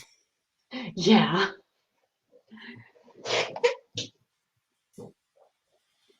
What they say as far as when that might be. possibly the day after tomorrow. That's not bad. No, Tanner said he'd let me know, but yes, possibly the day after tomorrow, which is good. Yeah.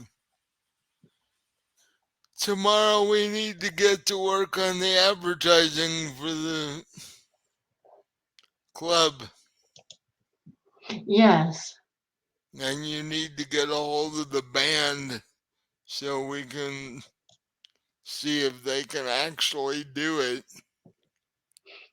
Actually, you should do that before we do any of the advertising, yeah, because it'd be silly to make up flyers for them and have them not show up.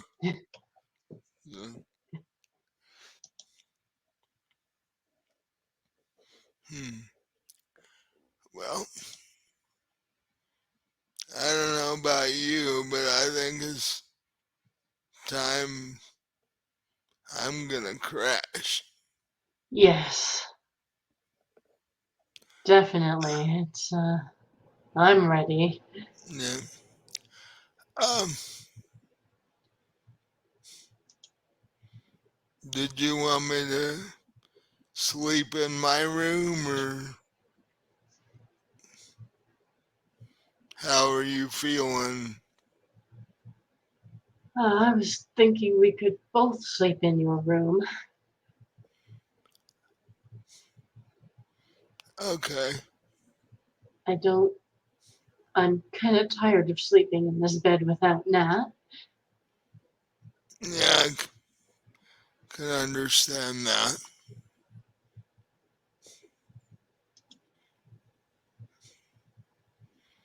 Not a problem. Just wanted to make sure which direction I was headed. So the two of you get up from the kitchen table and head into the master bedroom,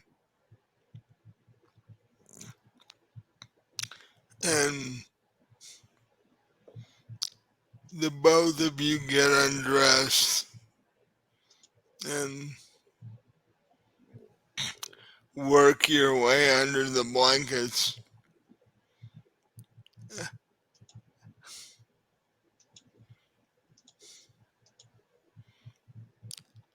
And this time, Dex is a little more forward than he usually is, and he basically puts his arms around you,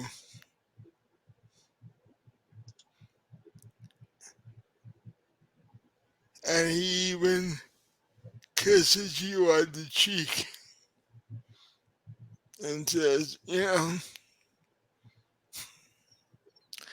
eventually this will get back to whatever normal it's supposed to be. I hope so. Because the last few months have been kind of crazy. Yes, I've noticed. Yeah.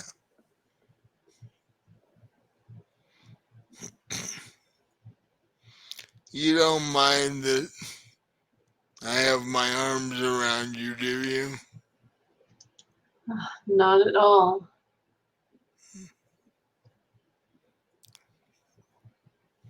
You know, it's kind of this whole thing happening right when, with Nat getting possessed by the Stryx and everything happening right after the three of us were talking about having our little evening together. I guess that's going to be put off for a while now.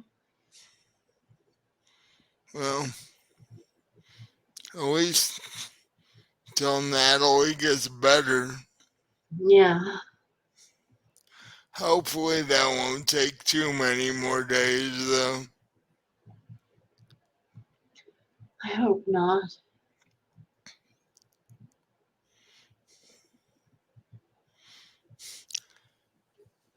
Because to be honest, I was sort of looking forward to that. Yes. I know vampires are a little different as far as that goes, but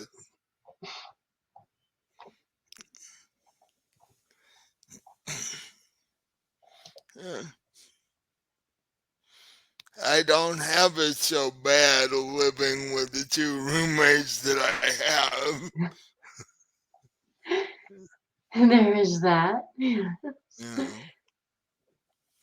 so,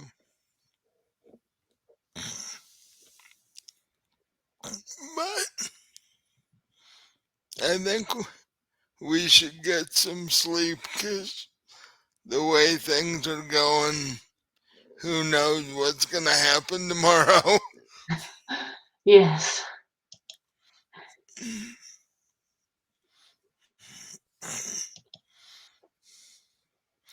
And with that, he pulls you tighter up next to him. And it's not long at all that the two of you are literally passed out.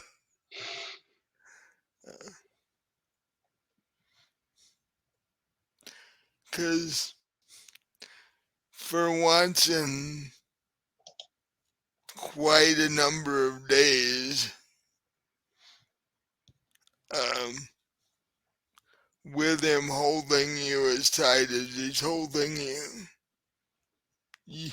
you do feel somewhat safer than you have been. And that's where we'll leave it for this week.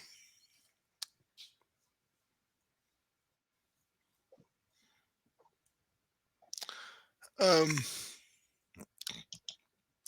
hope you had fun. I did. And yes, I know we lost our other two players along the way.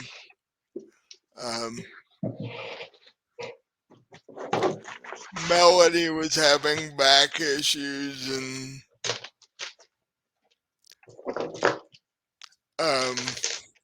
Patrick has to work early in the morning, so he can't really stay up as long as he would like.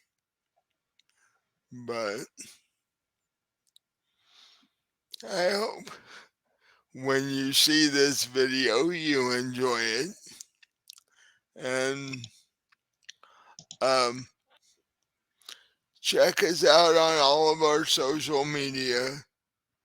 I can't put that card up right now on StreamYard,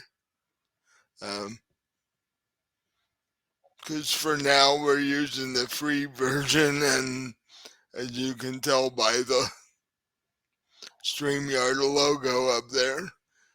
But pretty soon that'll change. We aren't going to be back until the 8th of January because I'm moving, and on top of that, we've got Christmas and New Year's. So we will be back on the Sunday after New Year's, which is the 8th of January. So until then, this is the 101st upload on the channel. So go back and watch some of the other 100 videos that you can watch. And fact, go watch Christmas in the Asylum. It'll be a great thing to do over the holidays. That's for all of our Call of Cthulhu fans.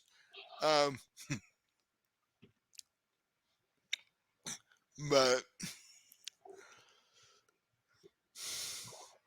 and any one of our other videos has all of our social media on it. If you need to find that, we're on YouTube and Anchor and Discord. What else am I missing?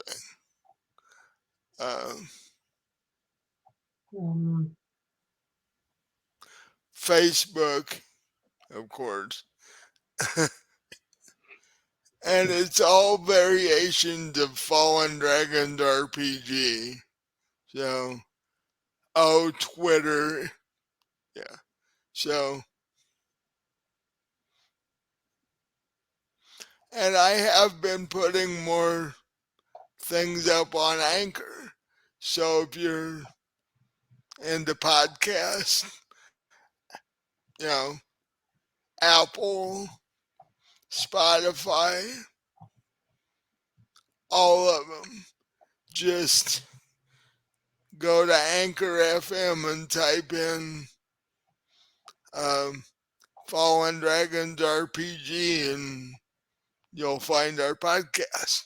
So I've put up 3 new ones in the last few days. So, and this will be up soon. So, you can listen to Christmas in the Asylum while you're making Christmas dinner, because part 2 of that is a Christmas party that goes horribly wrong in the end. I mean, your Christmas has got to be better than how that went. Like, you know. Yeah, if it's not, maybe you should consider not having Christmas anymore. Yeah. But with that, we'll say goodnight, and we'll see you again on the 8th of January with See you next time. Fallen Dragons, where they are going, well, where they still have to figure out how to get a hold of Tiamat. So that should be fun. So we'll see you later. Night. Night.